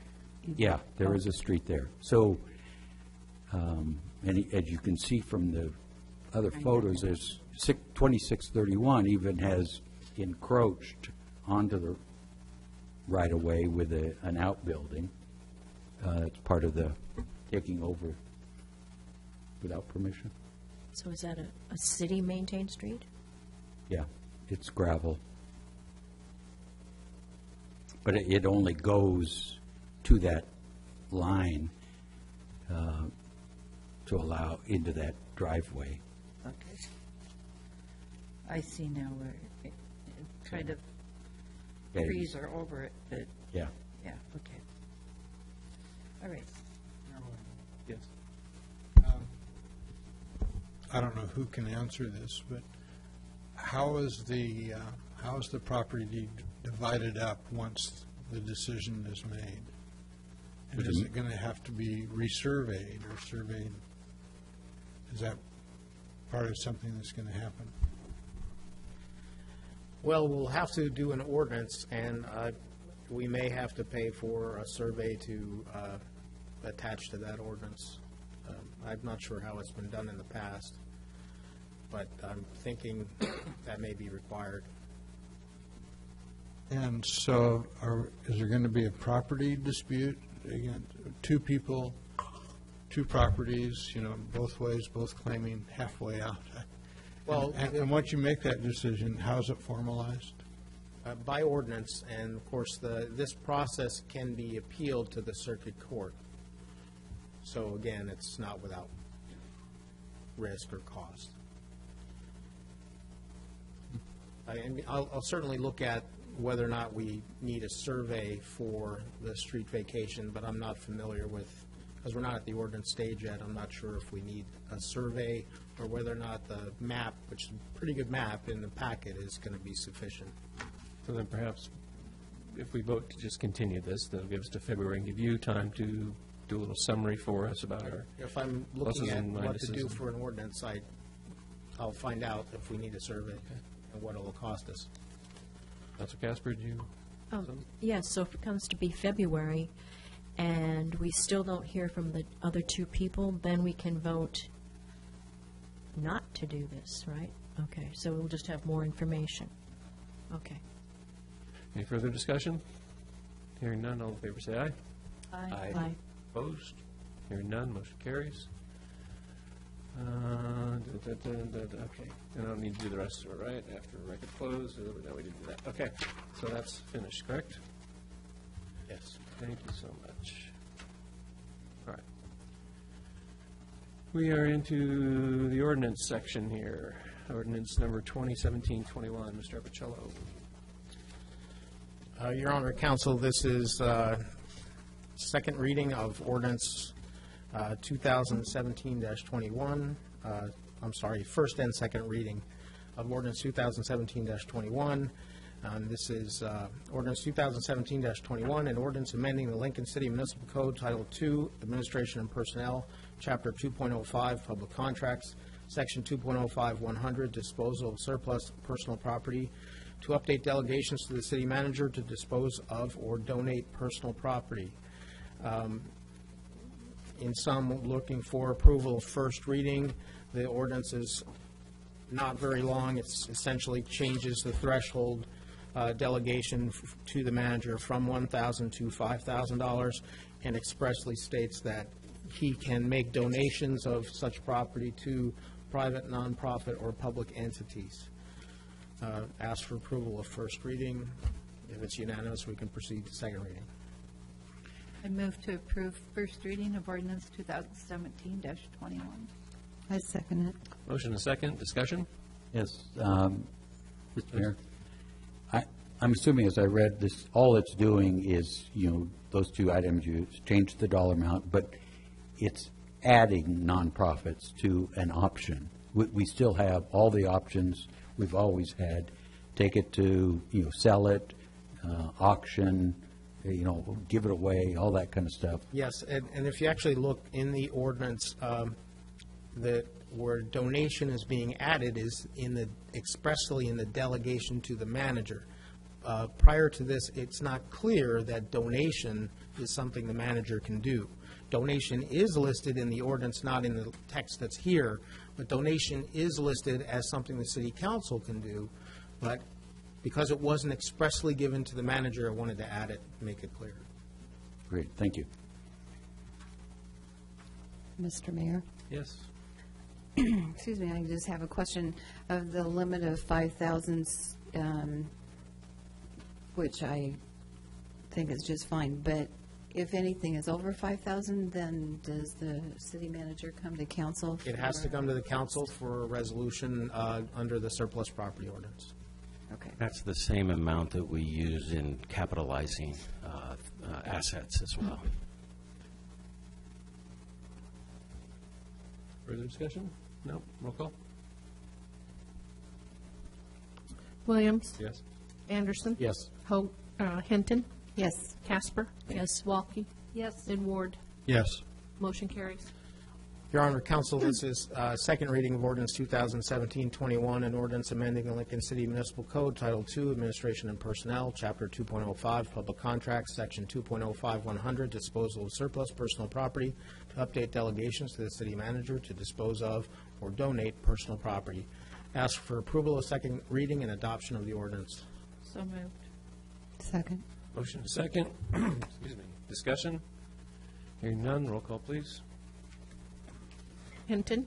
Yes. Casper? Yes. Walke? Yes. Ward? Yes. Williams? Yes. And Anderson? Yes. Motion carries.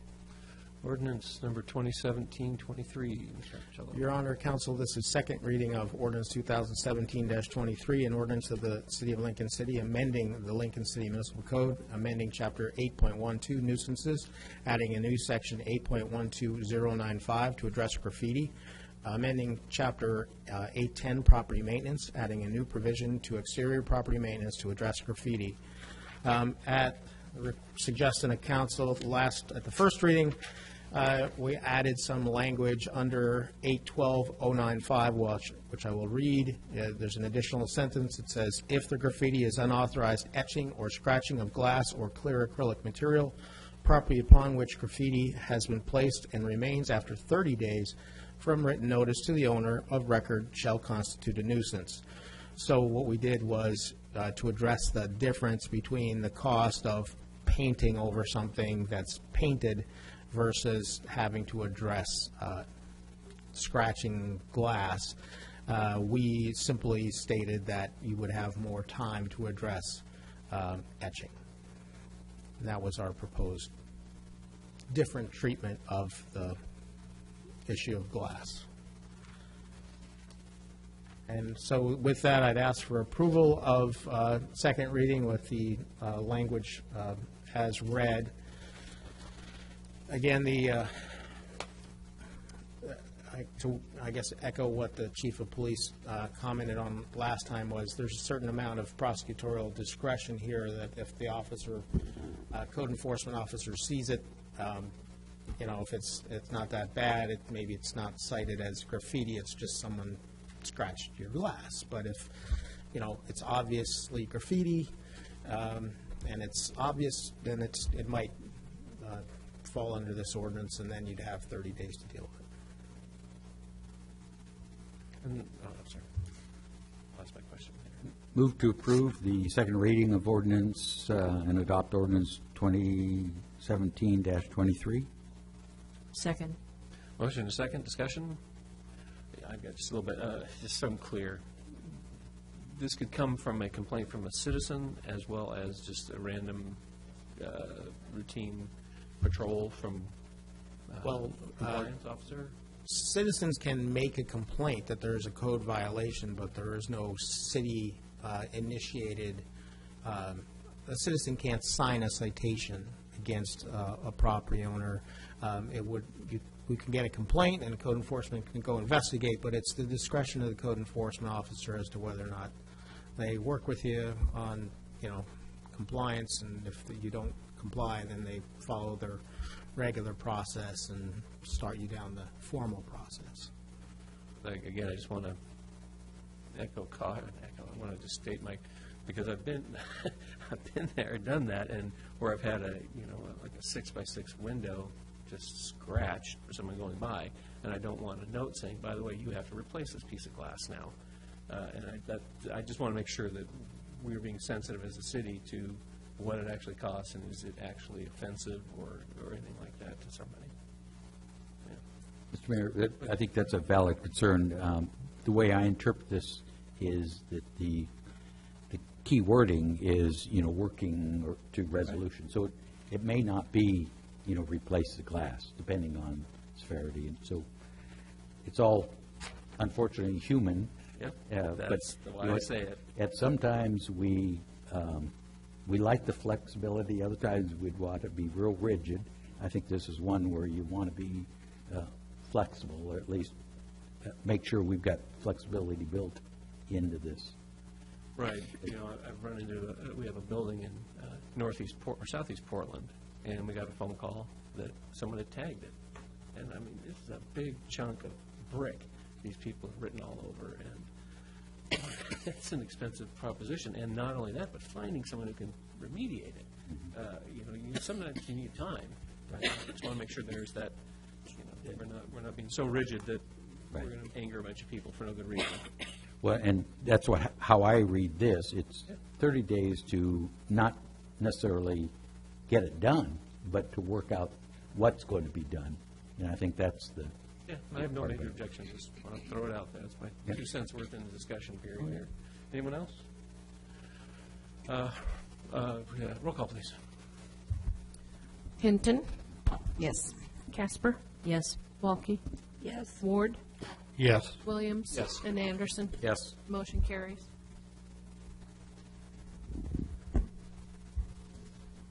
Second reading? Or that was second. Thank you. Go ahead. I lost my space. You can go. We're at Ordinance 2017-20. So this is second reading of Ordinance 2017-20, an ordinance amending the Lincoln City Municipal Code, Title II, Administration and Personnel, Chapter 2.04, City Council, adding and amending council rules from Resolution 2008-47, and providing for enforcement. I did add some language, which is highlighted in the staff report and also included in the draft ordinance. The language that I've added said, this is a clarification. The existing council rules adopted by reference, they're incorporated by reference a list of statutes, but it wasn't really clear about how it was doing it and what the result of that was, so I elaborated a little bit in response to a question. So I added language that says, the above referenced statutes and charter provisions are adopted and incorporated by reference into the Lincoln City Municipal Code. Violation of any such statute or charter provision adopted by reference shall be an offense against the city and a violation of the municipal code subject to enforcement as provided in LCMC 204-170, which is you can cite for this. Nothing in this chapter prohibits or restricts the criminal prosecution of a member by the appropriate prosecutor and law enforcement professionals with jurisdiction. Similarly, prosecution of a member for city criminal or violation level offenses includes all provisions identified in LCMC Chapter 904-010 is not prohibited by this chapter. In explanation, and this is actually unremarkable in the sense that the council has in Chapter 9 adopted, 904 specifically, adopted by reference certain state laws and said, everywhere it says statute, it means ordinance, and if you violate this statute, even if it's exactly, even though it's exactly the same as the state law, it's a city ordinance violation. There's some technical differences about whether or not, for crimes, for example, post-conviction relief is not available if you are prosecuting a city criminal violation that's adopting by reference a state law, whereas the state law, it is allowed. I'm sorry, I got that backwards. City ordinance violation, you don't have post-conviction relief. State law violation, you do. So there are some technical differences, but you have done this before in Chapter 9 a couple years ago, and we updated our adoption of state laws, which was hanging out there in the code since like '86 or something like that. So what this is saying is, just to be clear, we're adopting the ORS Chapter 244 provisions, and among others listed, by reference. So if you violate a Chapter 244 provision, say on conflict of interest, you're actually also violating a city ordinance.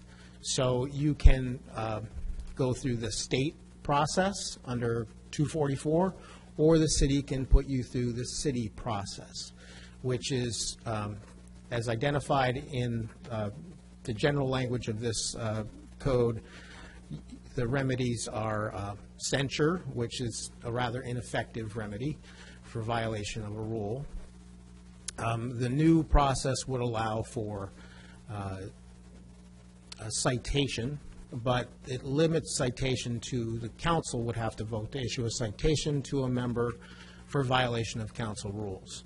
But that limitation doesn't stop a code enforcement officer from citing you if, in fact, your weeds are too high or whatever. You wouldn't, that's not a council rule for purposes of this ordinance. So that's what this disclaimer language was about. I had just a couple questions about what's the difference between the way it is now and the way it would be under this ordinance. And the answer is there's not a lot of difference. The existing law is, and this focusing on the issue that you asked me to address, which was the protection of confidential information. If, under our form of government, the city councilors don't individually have any authority, all the authority of the council comes from the entire council acting in an appropriately noticed public meeting by majority vote or consensus. Individual councilors don't have authority. So when an individual councilor discloses confidential information, the way it is now is your insurance company has told you, and this was the Gov 101 video that I asked you all to watch, Mr. Mylander told you, by the way, your insurance company is not going to defend you. So if you disclose some confidential material, you got an executive session or you got a confidential memo, you're on your own. You're personally liable and your insurance company is not going to defend you. That's the way it is now. That's why it was in the Gov 101 training materials. That's the way it is now, but it doesn't say anything about that in our code. So we took the language from Gresham and we stuck it in the code to remind you, hey, if you're doing something and it's not authorized by the full board, by the full governing body, you're out on your own, you're risking your own dime, and you're not going to be defended by our insurance company. So the law's the same, we're just putting a reminder right in the code that you're on your own. Well, I have a question about that, if I may. That's assuming you've been found guilty of that.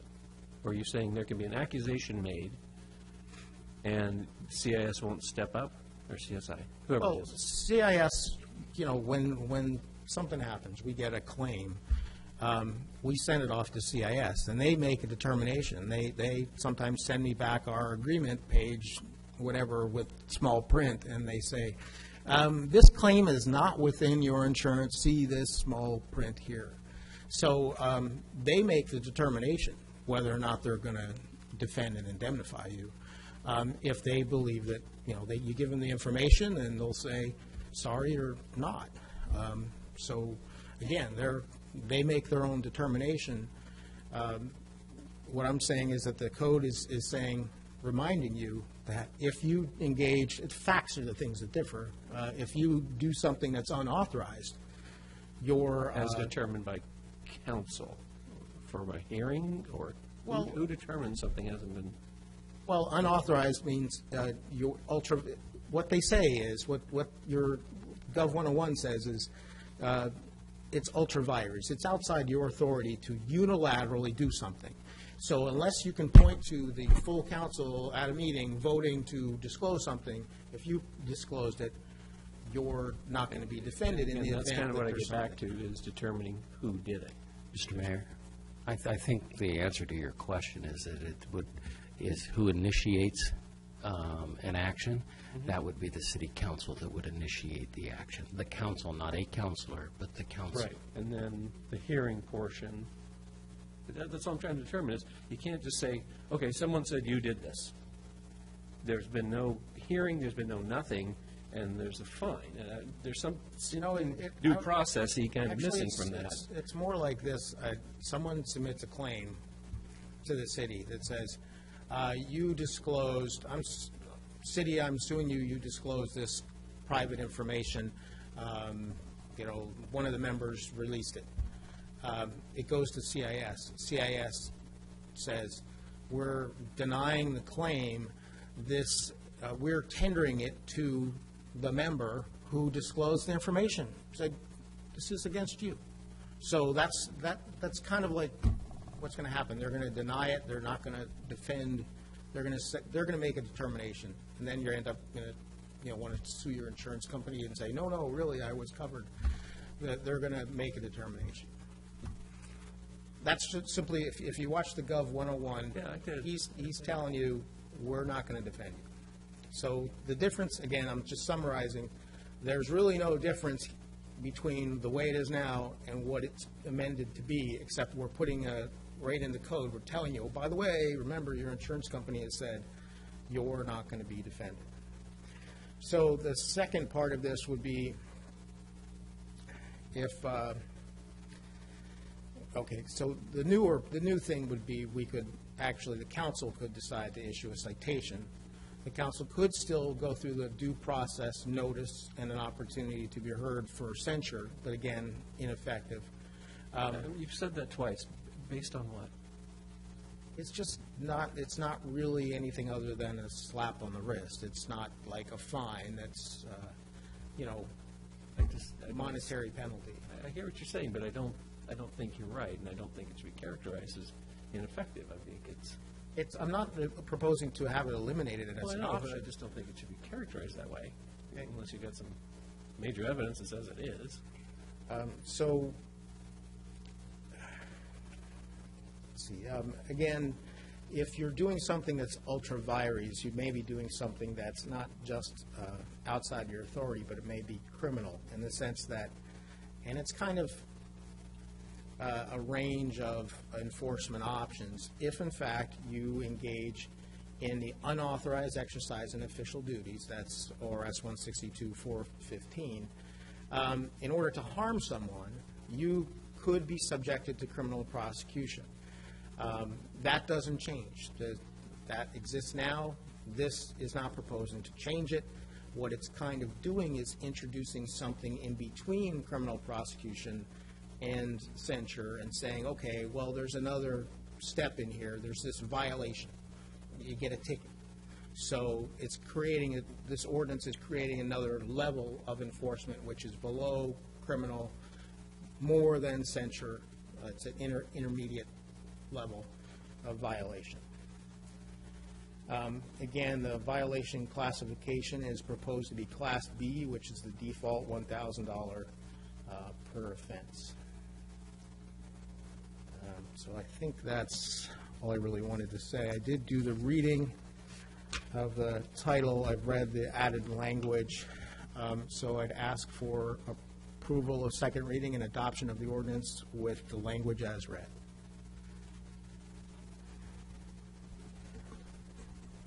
Mayor, I'd move to approve second reading and adopt ordinance 2017-20 with changes as read. Second. Motion and a second. Discussion? Your Honor? Yes, please. It appears from the packet information that all of Section 18 is deleted. So has that provision been put into other places? Or are we just doing without censure? Well, no, censure that's shown as deleted. That's in the marked up copy, I believe. I had a request at the last meeting for a comparison of what Resolution Right. 2008-47 said versus what it'll say now. And so, yes, it is deleted, but if you look at the language of the ordinance, find the page.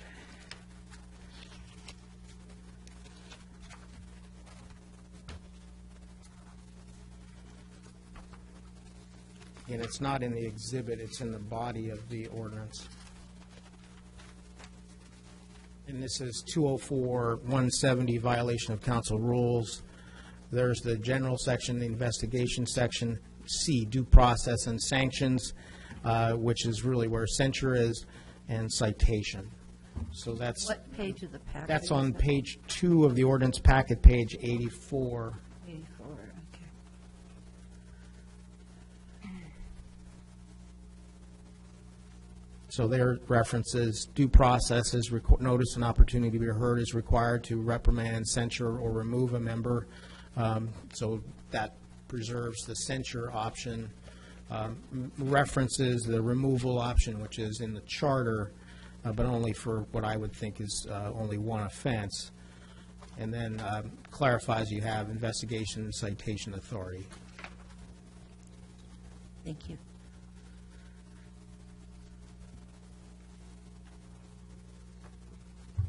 Anyone else? All right, roll call, please. Hinton. Yes. Casper. Yes. Walke. Yes. Ward. Yes. Williams. No. And Anderson. Yes. First reading. That was second. Motion carries.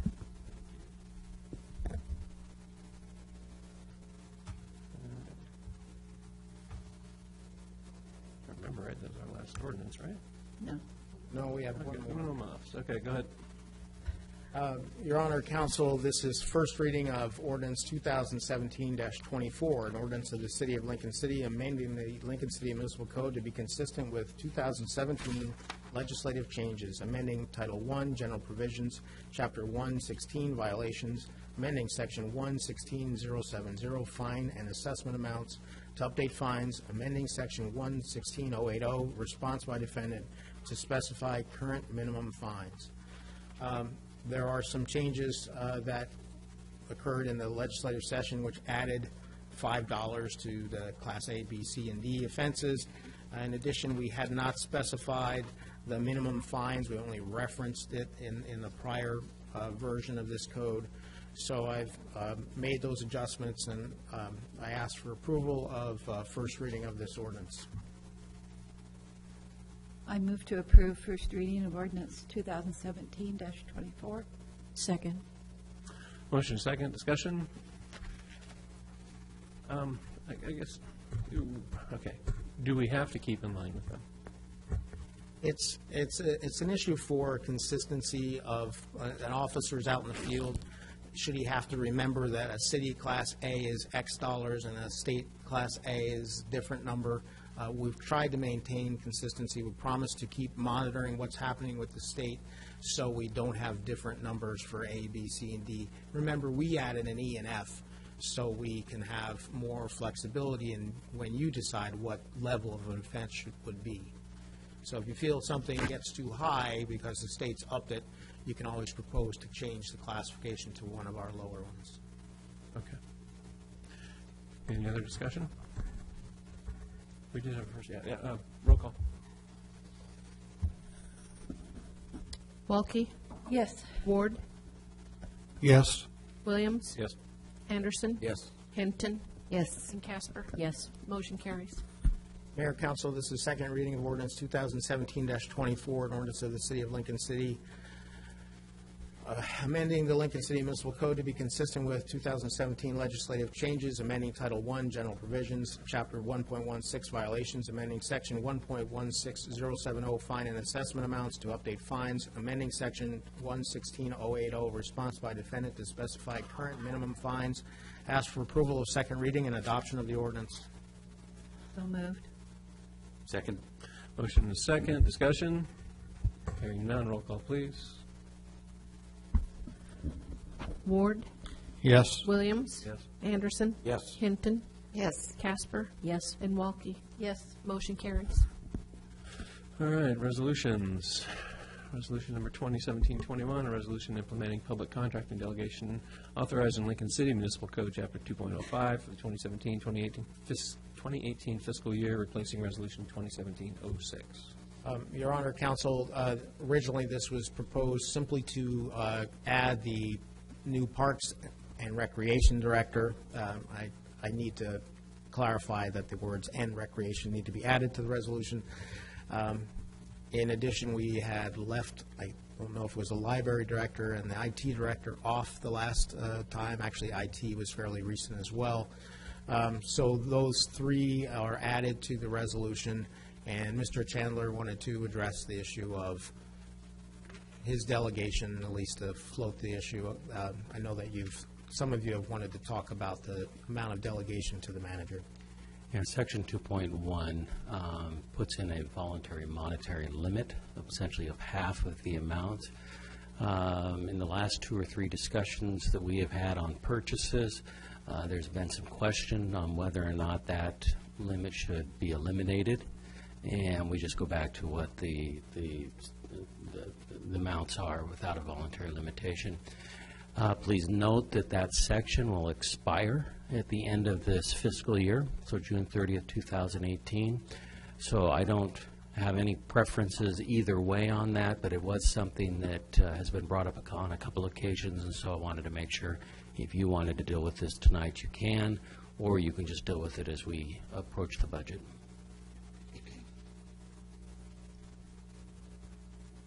Council? I'd like to just deal with the resolution as it is.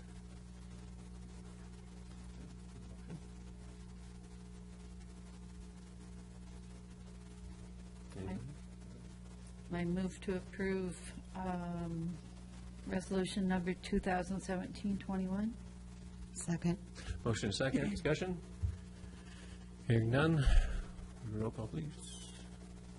Ward. Yes. Williams. Yes. Anderson. Yes. Hinton. Yes. Casper. Yes. And Walke. Yes. Motion carries. Thank you. Special order of business, application for appointment, Public Arts Committee, Carrie Hardison. Are you out there? Are you waiting for us this whole time? Good grief. Would it be okay if, with the council at some other point that we move these up in the meetings? Certainly can. Yeah. This is just torture. Mr. Mayor. Yes. We don't get paid to sit here either. Mr. Anderson and I were the ones to interview Carrie Hardison, and I would just like to say that she is extremely qualified for this position on the Arts Committee, and she possesses the interest, knowledge, and enthusiasm for public art, and if appointed, she'd be an asset to the Public Arts Committee, and we would be the beneficiary of her good efforts. So I move to approve Carrie Hardison to a city resident position on the Public Arts Committee for a partial term beginning immediately and expiring on July 12th, 2019. I would second that. Motion is second. Discussion? Just to point out, her application is attached, and as you can see, she not only works in the arts now, but her whole education is arts, and so much to Councilor Hinton's comments, she'll be a real asset to this committee. Excellent. Any other discussion? Hearing none, all in favor say aye. Aye. Opposed? Hearing none, welcome aboard.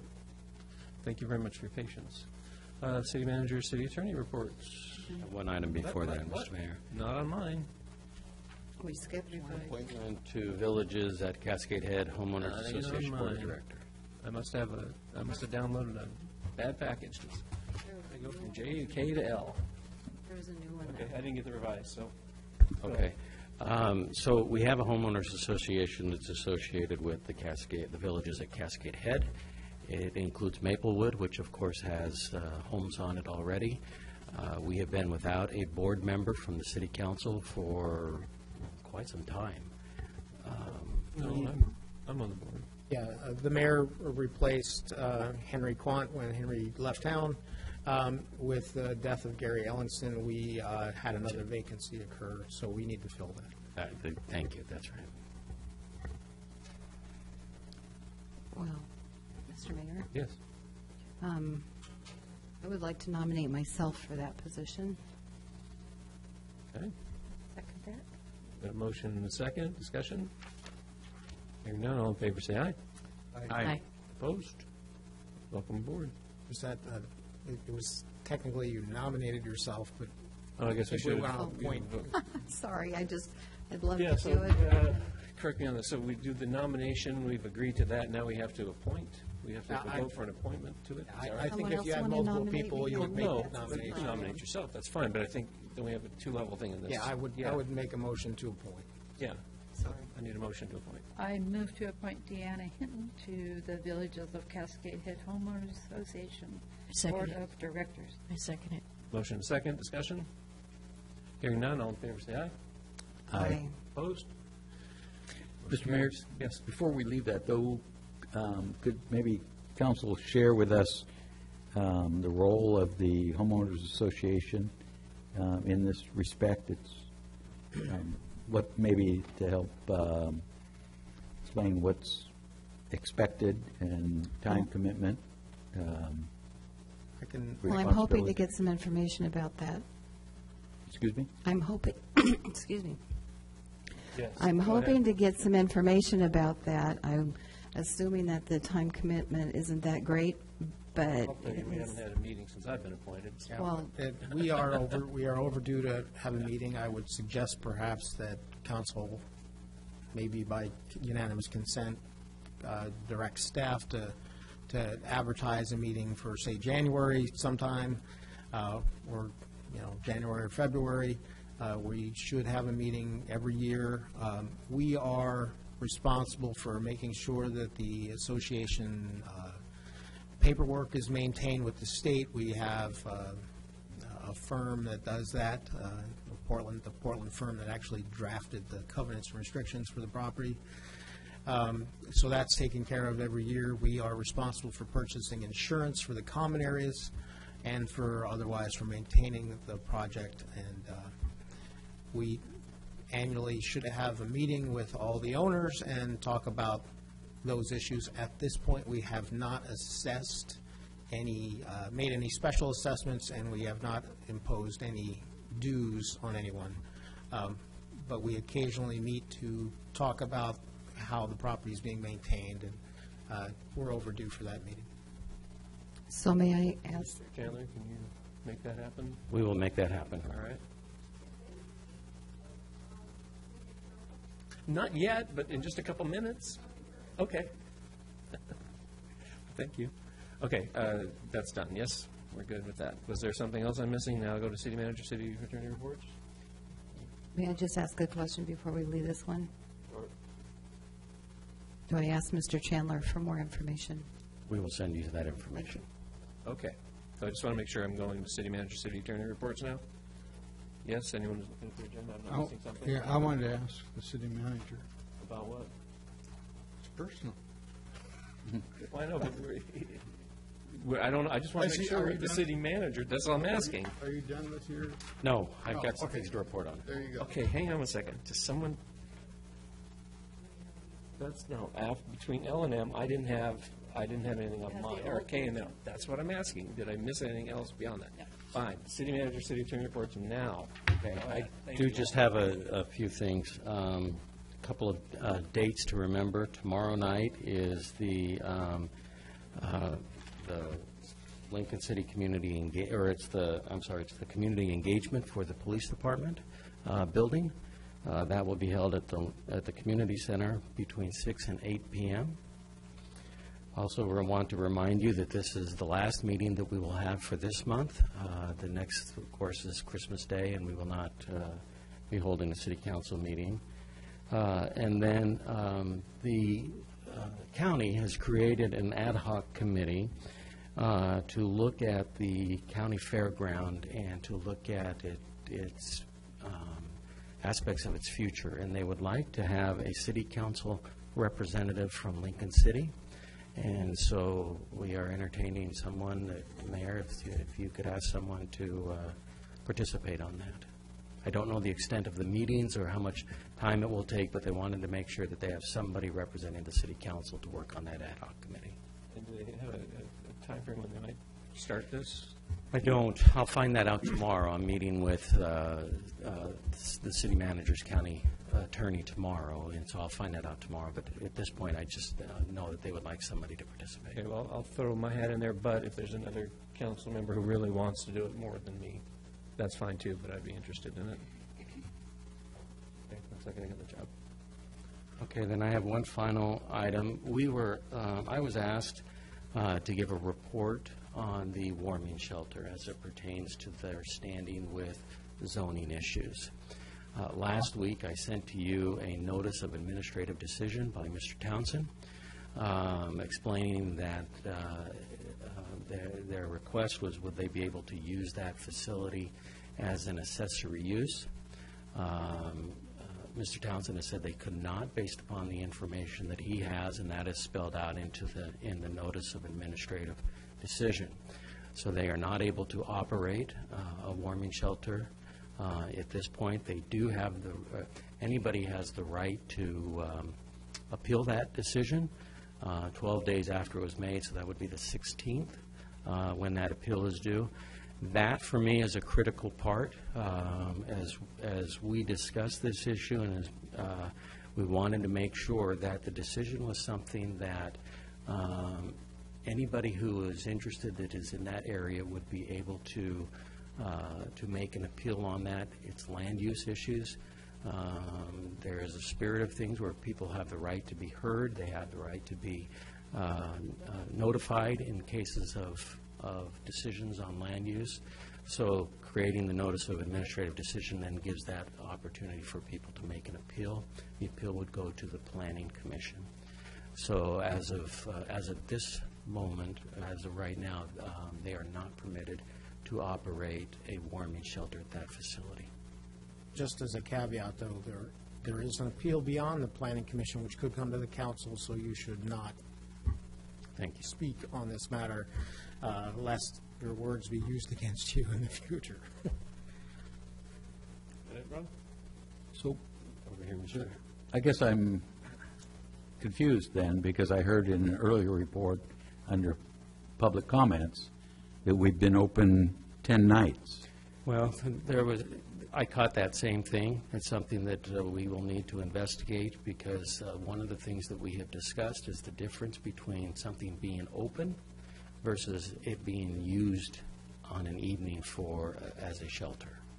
And so when I heard that same thing that you did, and it's something I'll need to check on tomorrow. Was that it then, Mr. Chandler? That was it. Okay, Mr. Appicello? I don't have anything except to remind you that you have a next item on the agenda, actions, if any, based on executive session. Yep. Actions, if any, based on executive session. I move to direct the city attorney to work on settlement as discussed in executive session with the correction noted at that time. Second. Motion second. Discussion? Hearing none, all in favor say aye. Aye. Aye. Opposed? Opposed. Okay. That's 4-1. Motion carries. Thank you. Additional comments from citizens present on non-agenda items. Folks, this is your time.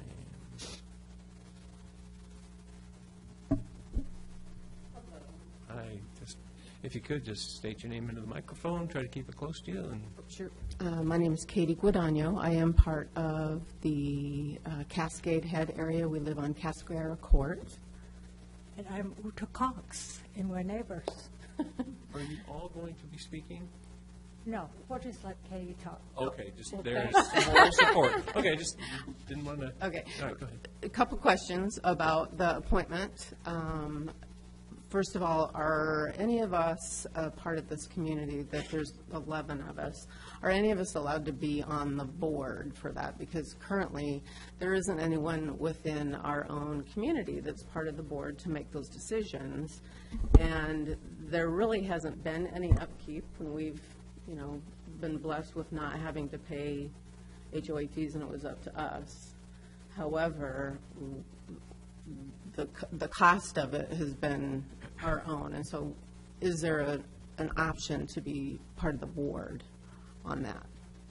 Council, I won't tell you that you're prohibited, but this is currently, the city has taken over as this, I can't remember the word, successor developer, I guess, as per the statute, so it's city-controlled association.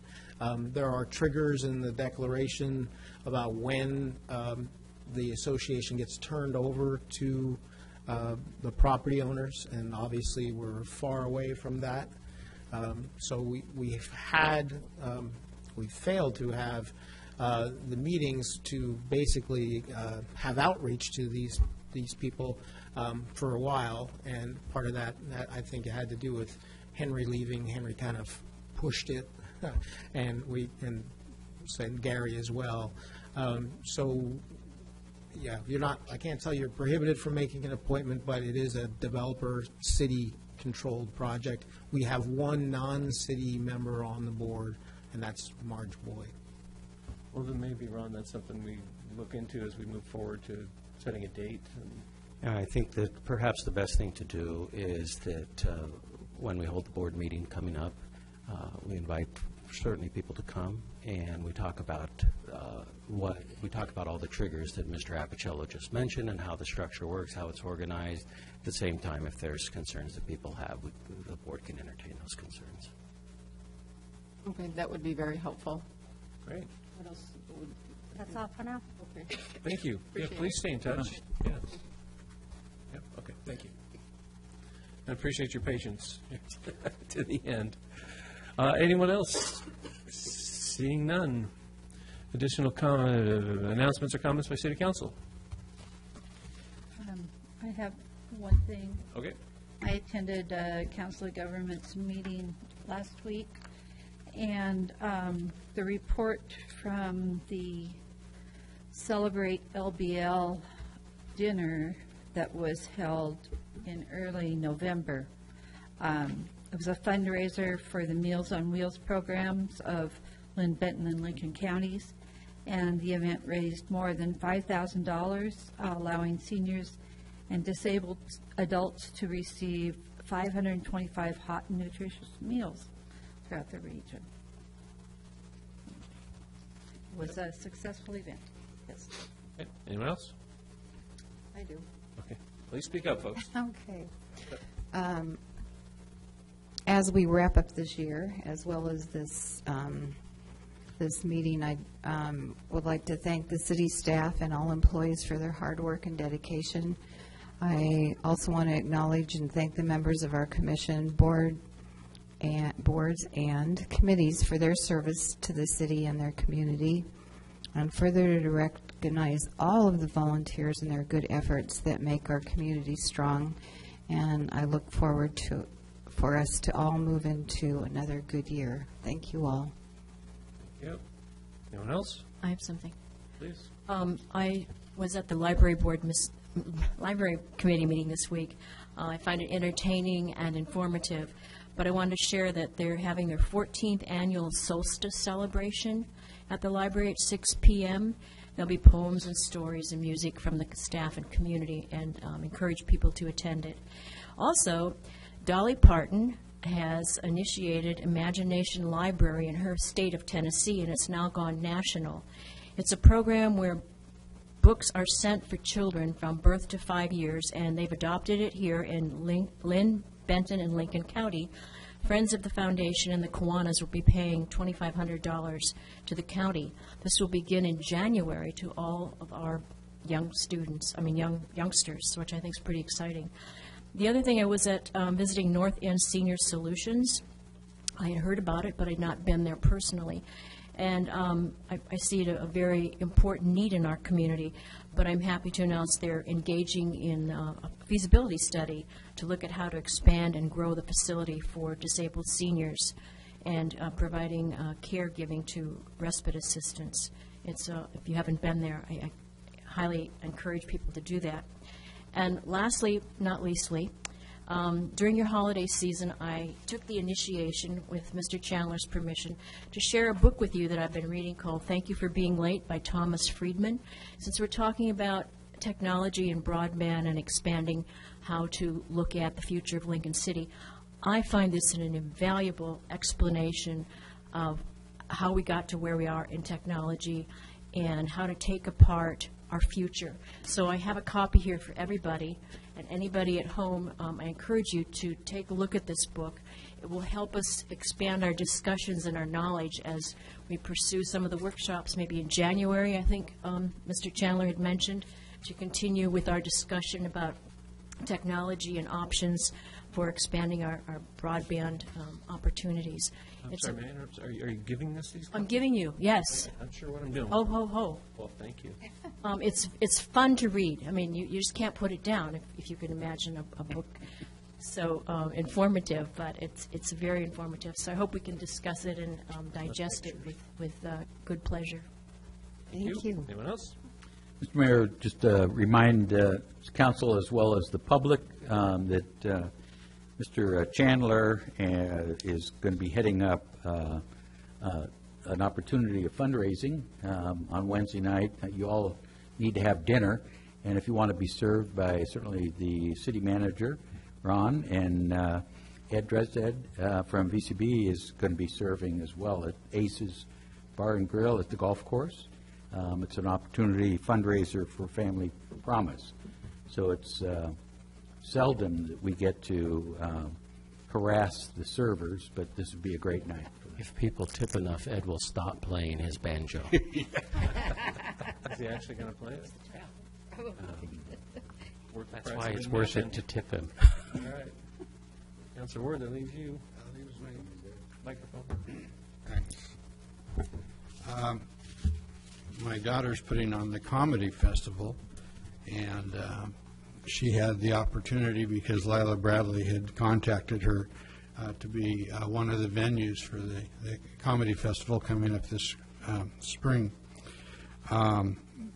Lila's place is called the, is it Beach Club? Beach Club, I think. Yeah. And according to my daughter, it is just spectacular. And it's going to end up to be one of the nicest buildings in town for certain on the inside. So hats off to Lila and Mike. They did a great job. Okay. Well, I have absolutely nothing to add to this. It's been a heck of a 2017, and I'm looking forward to a successful and prosperous 2018 for our town, for our businesses, and for our citizens. So with that, may God bless you all. May God bless Lincoln City. Have a great Christmas and Hanukkah. We are adjourned.